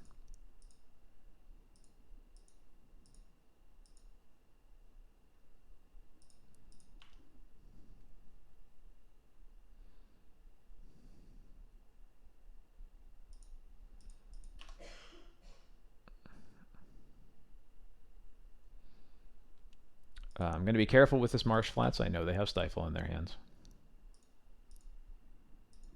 I forgot to name the MH1 card banned in both Legacy and Modern. Which one is that?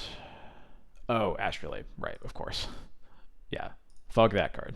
Let's get that out of here.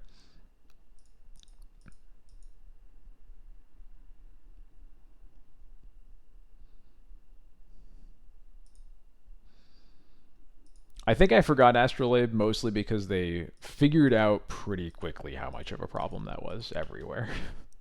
Even in Pauper.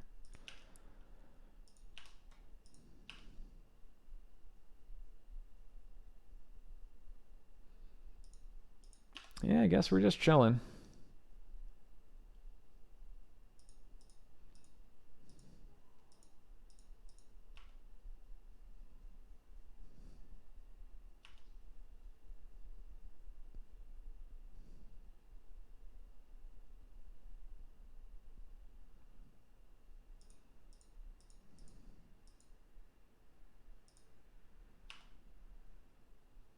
Swords and Wisp. Those were not the cards I wanted to see go.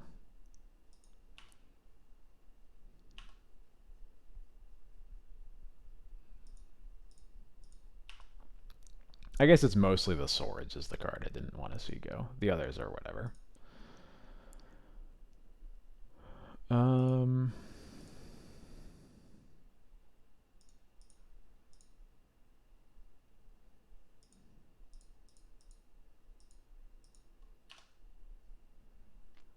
Yeah, I'm just going to keep not letting them use that mana on Stifle.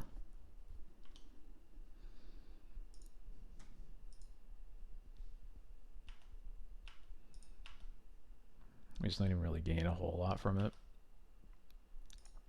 Now I'll try. Sure. How about this one? You just have all the Stifles. Got it. Okay, I can't play around your entire hand being Stifles.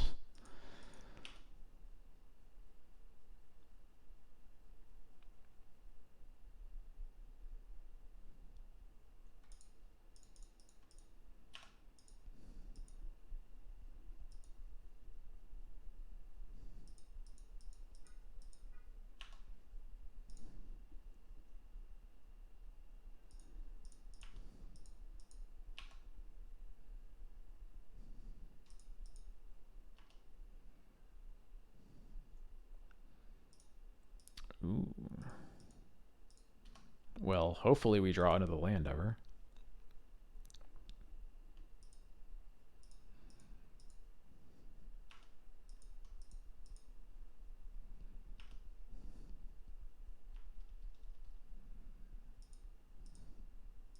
It's kind of funny how kind of bad this deck, like their deck, is at putting pressure on. It just like it disrupts so much, but only has like 2 threats in it.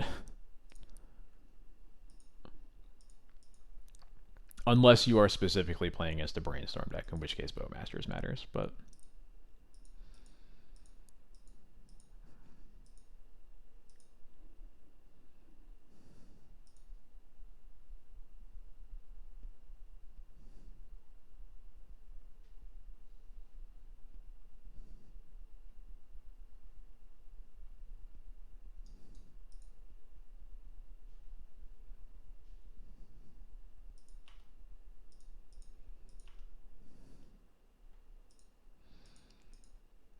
yeah.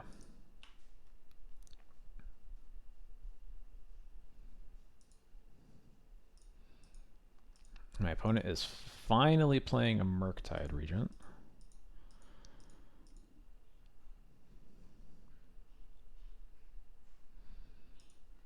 I have numerous answers. We'll see which one I play.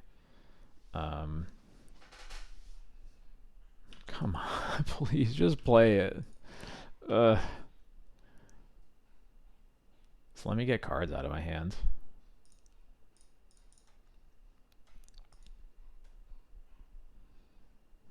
Secretly glad they're not playing it, of course, but like I don't know. What are you doing? Just put pressure into play.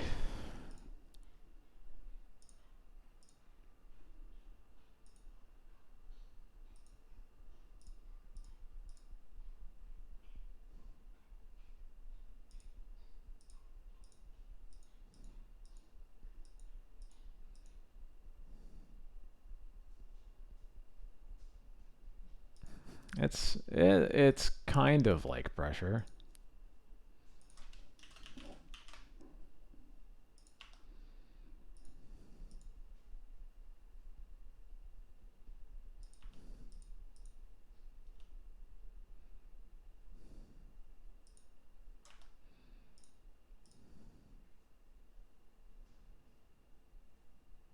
Yeah, I just want to not die. This is fine.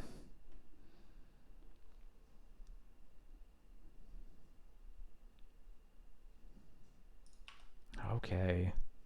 What do you hit? Batterskull and Bowmasters. Okay. Those are the two least impactful cards in my hand currently, so that works for me.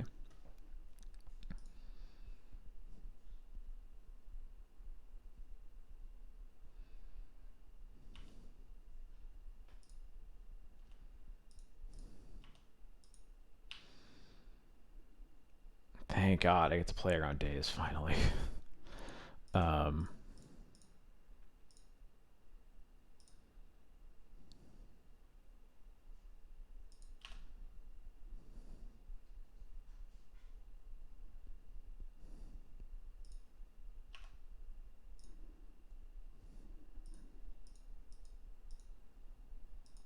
and nothing? Are you for real? Hello?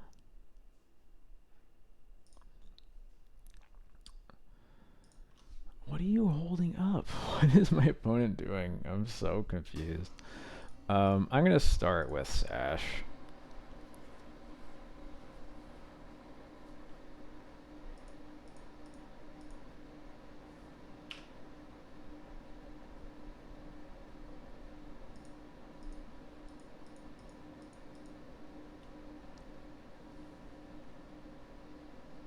It feels like they're just waiting for the perfect opportunity where they've like, where they've like hymned me 7 times and I have no cards in my hand anymore. But that's just not really how this works if you never cast any threats.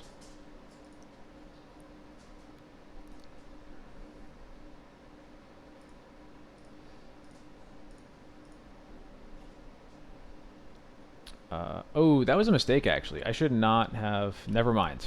Perfect. Everything is totally fine. I was gonna say I should not have put my Sash into range of dying to this Battle of Bywater, but now it doesn't actually matter. Um,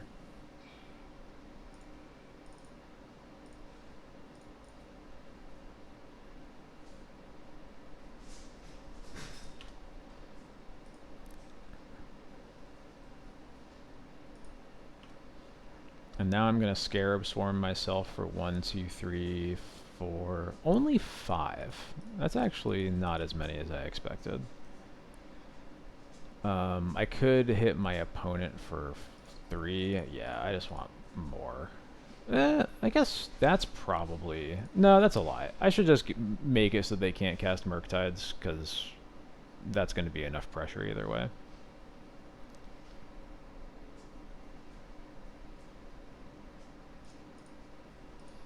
I'm not that worried about the clock here.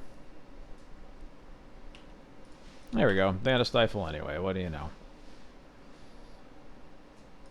Let's just draw lands and Yorion around days.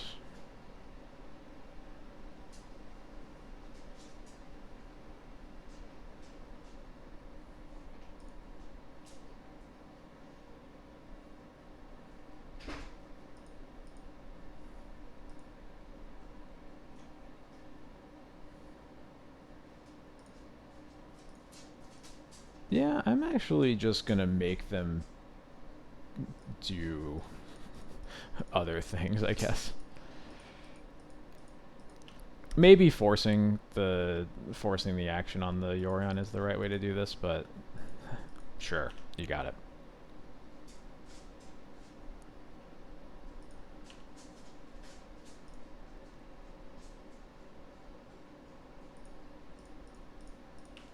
Sleeve one of the creatures? No. Okay. How many times is that? That's 2, I think. No, it's 3. Okay.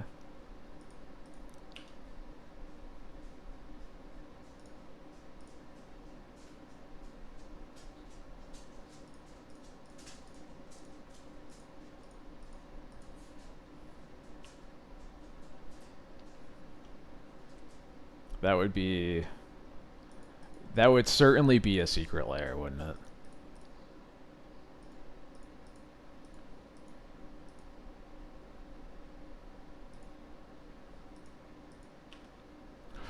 A lot of shoot the sheriff.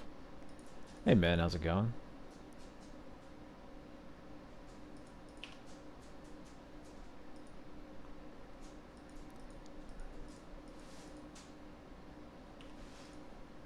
My opponent has not cast a lot of cantrips, and they're almost certainly in a position where they're going to have to cast one if they draw one, so... It sure is. This last match has taken a while.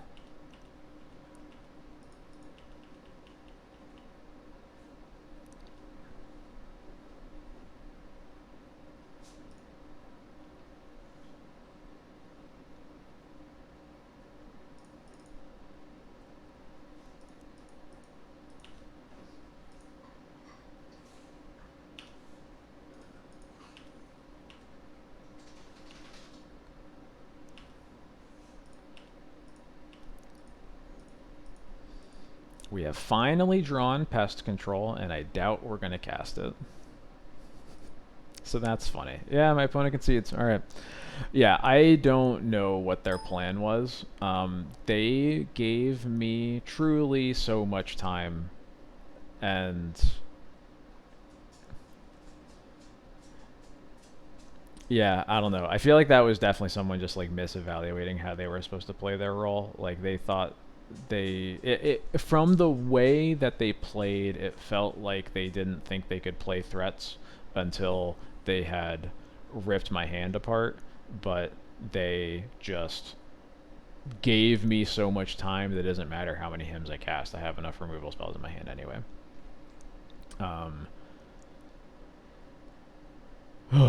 Anyway, that game 2 was very stressful, but we got there. Unfortunately, nothing to say about Pest Control yet, but that list worked fine. I'll play it next week, or on Sunday, I guess. Good night, Gabs. See ya. You heard I have a rumor on an upcoming article on Minmax. Was that at me, Adam, or was that at Min? I do not, but...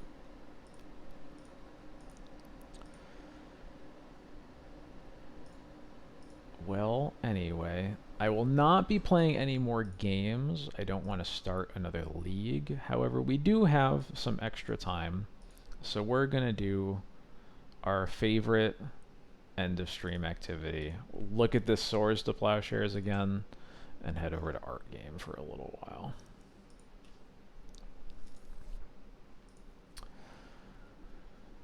How do you say it? Slowing my Gurk till I overslime. I don't know this one. I'm getting vaguely Kamigawa vibes from this one, but I have no idea what the name is. Zubera. Zubera isn't a name, it's like a creature, right? It's like something, the card name is something Zubera. Am I right about that?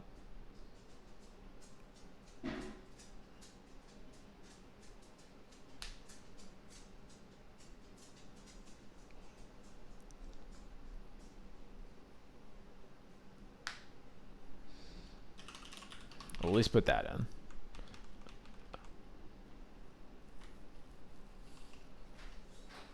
It's not Zubera.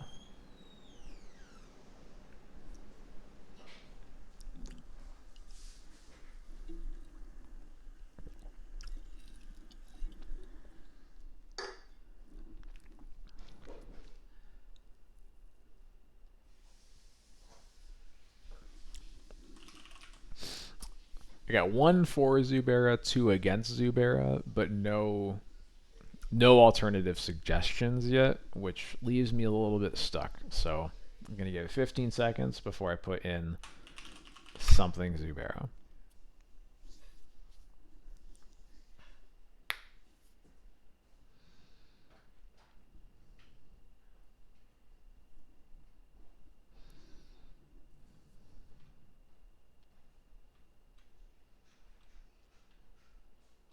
All right.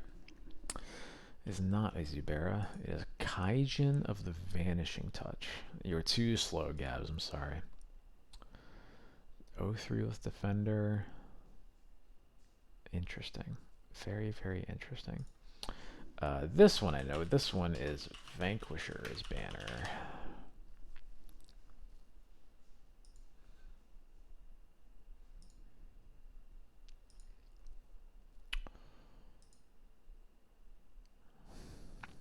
No idea about this one.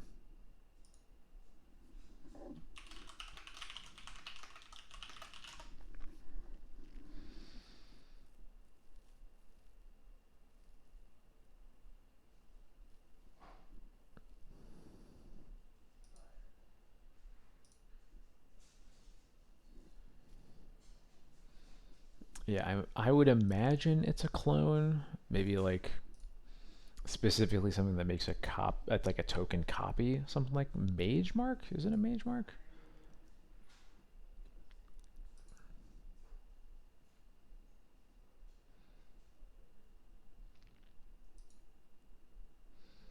I'm guessing that it's like a Simic card, but I don't know for sure.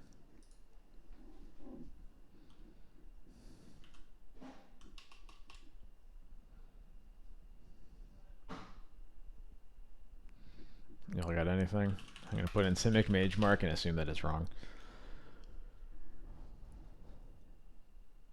Grabbing a thing that makes an XX slime where X is greatest power of your creatures, I think. No clue what the name is.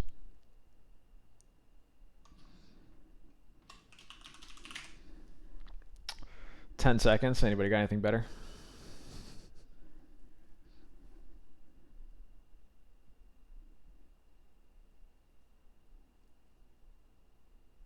Cool. Miming slime. I do remember this now. Yep. This is from like M21, I think. It's the new Kervek. It's like your opponent's creatures get -1/-1. I don't know the epithet. If somebody does, tell me, but we can also just put this in. It'll work. But I prefer when we know the full name as opposed to just knowing what character it is.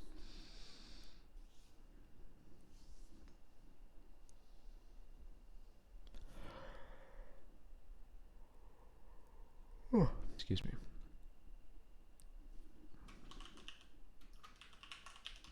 The Spiteful. Yeah, there we go.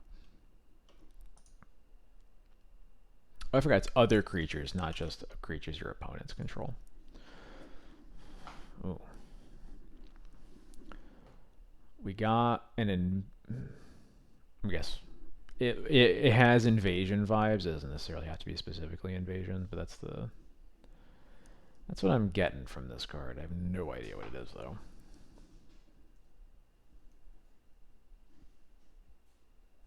It's from Alara. From Alara Reborn. Oh yeah, I can see it. Yep. I see it. This is of a not of a Vedalken.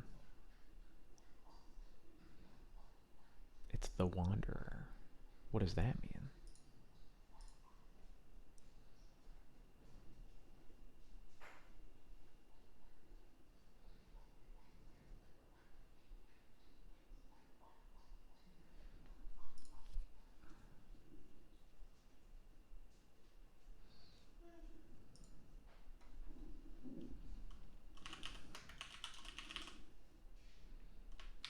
A cycle of cards that cost 2 colors of protection from the shared. Oh, that cycle. Got it. Yeah. Out.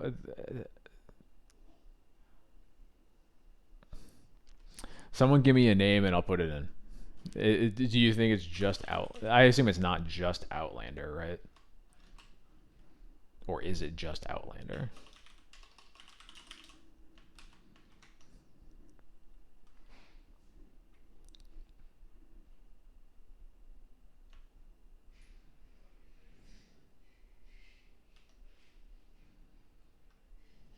How are we going? Oh, Vidalcan Outlander. I should have waited one more second. Whoops. Yep, that was it. Okay. I definitely recognize this art. It's from Call Time, but I don't know which like angel or whatever it is. Um,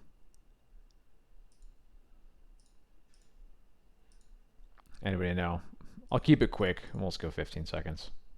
I also won't go very long because I should get to bed soon. But, oops, get out of here.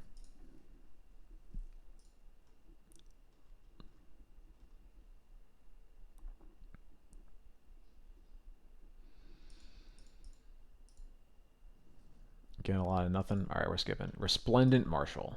No, I would never have gotten that.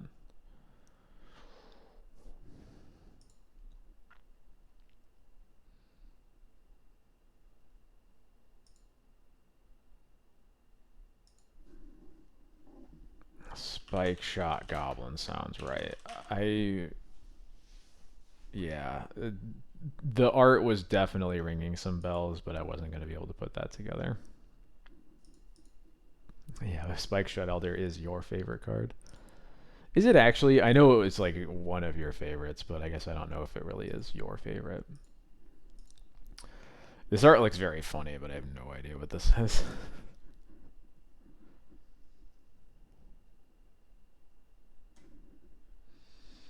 Heliosopter. That checks out.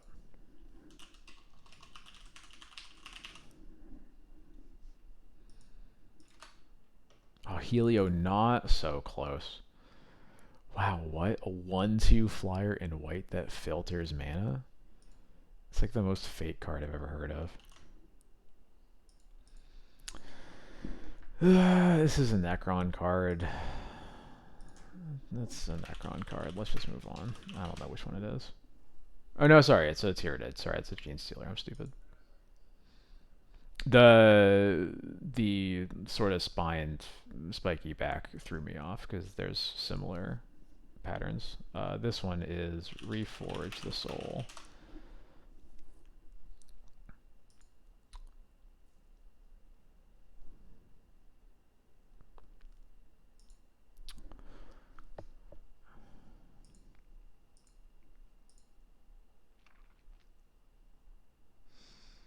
Something about this makes me want to say that it's favorable winds, but I know it's not favorable winds. I know it's the creature that's in the background here, but I don't know what card this is.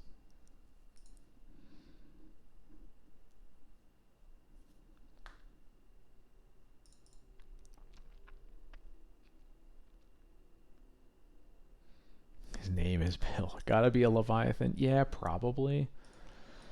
It's probably just some, yeah, big, stupid, yeah, Bill the Leviathan. Let's move on. Dirger Nemesis. Sure, a Megamorph Serpent. I believe it. This is Transmute Artifact. At least I know some of them.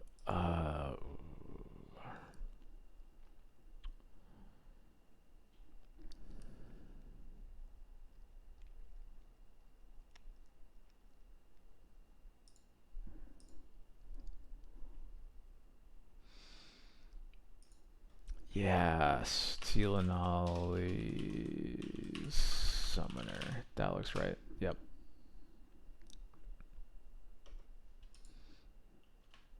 That's too much text. I'm not reading it. Huh. I am also getting Kamigawa vibes from this one.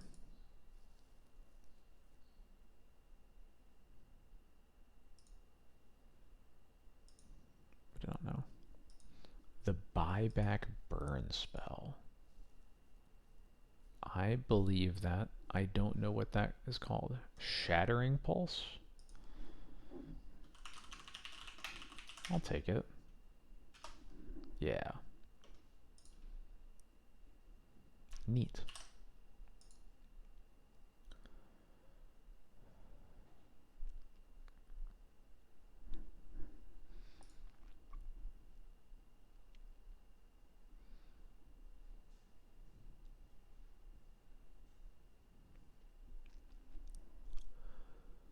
I'm thrown off by how familiar this looks, but I don't know. I have literally no clue. Arcane Encyclopedia. I'm in for that.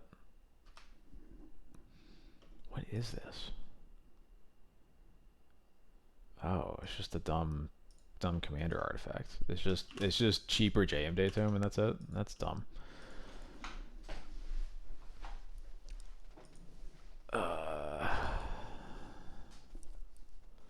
Child, if you got this one, this feels like this was something you would know. I think we're gonna do like 2 more after this, and then we're gonna call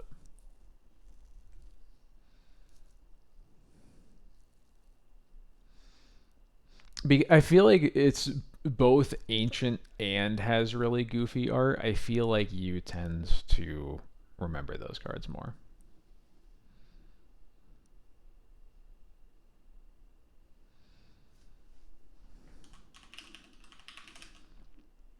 I'll take Tree Stride though. 10 seconds. You don't think I've ever seen this one? All right. Natural Emergence.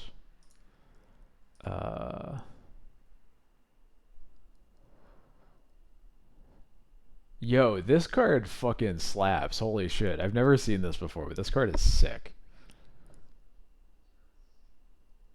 This card is actually so fucking cool. Hello.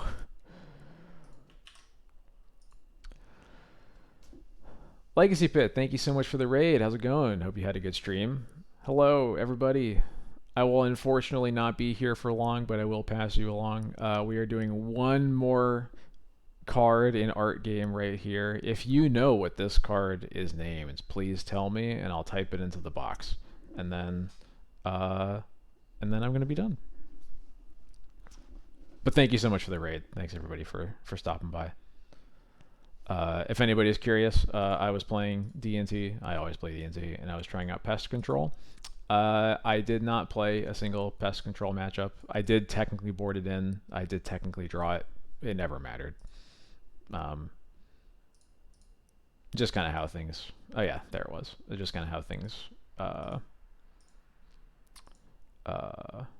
I'm gonna keep trying it out though. All right, 10 seconds. Anybody? 10, 15 seconds. Anybody got this card? Or am I doing Tree Fist Boulder Man? Earthen Brawn. Cool. Earth Brawn. There we go. It's got Reinforce? Hell yeah. Broken.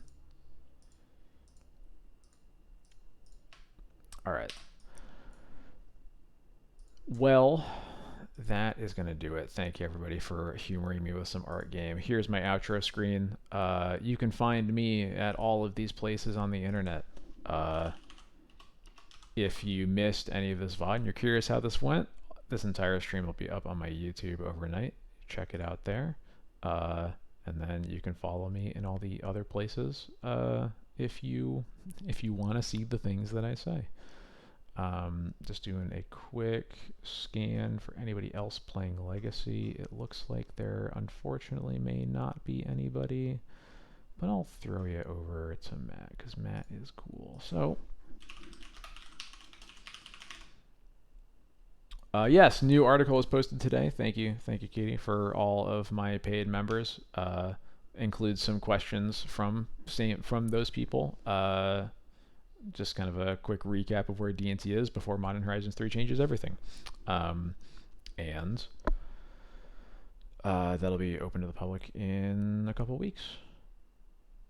But if you want to see it before then, subscribe to me. You can also get a D&T sideboard guide that's updated monthly that I also updated yesterday for May. And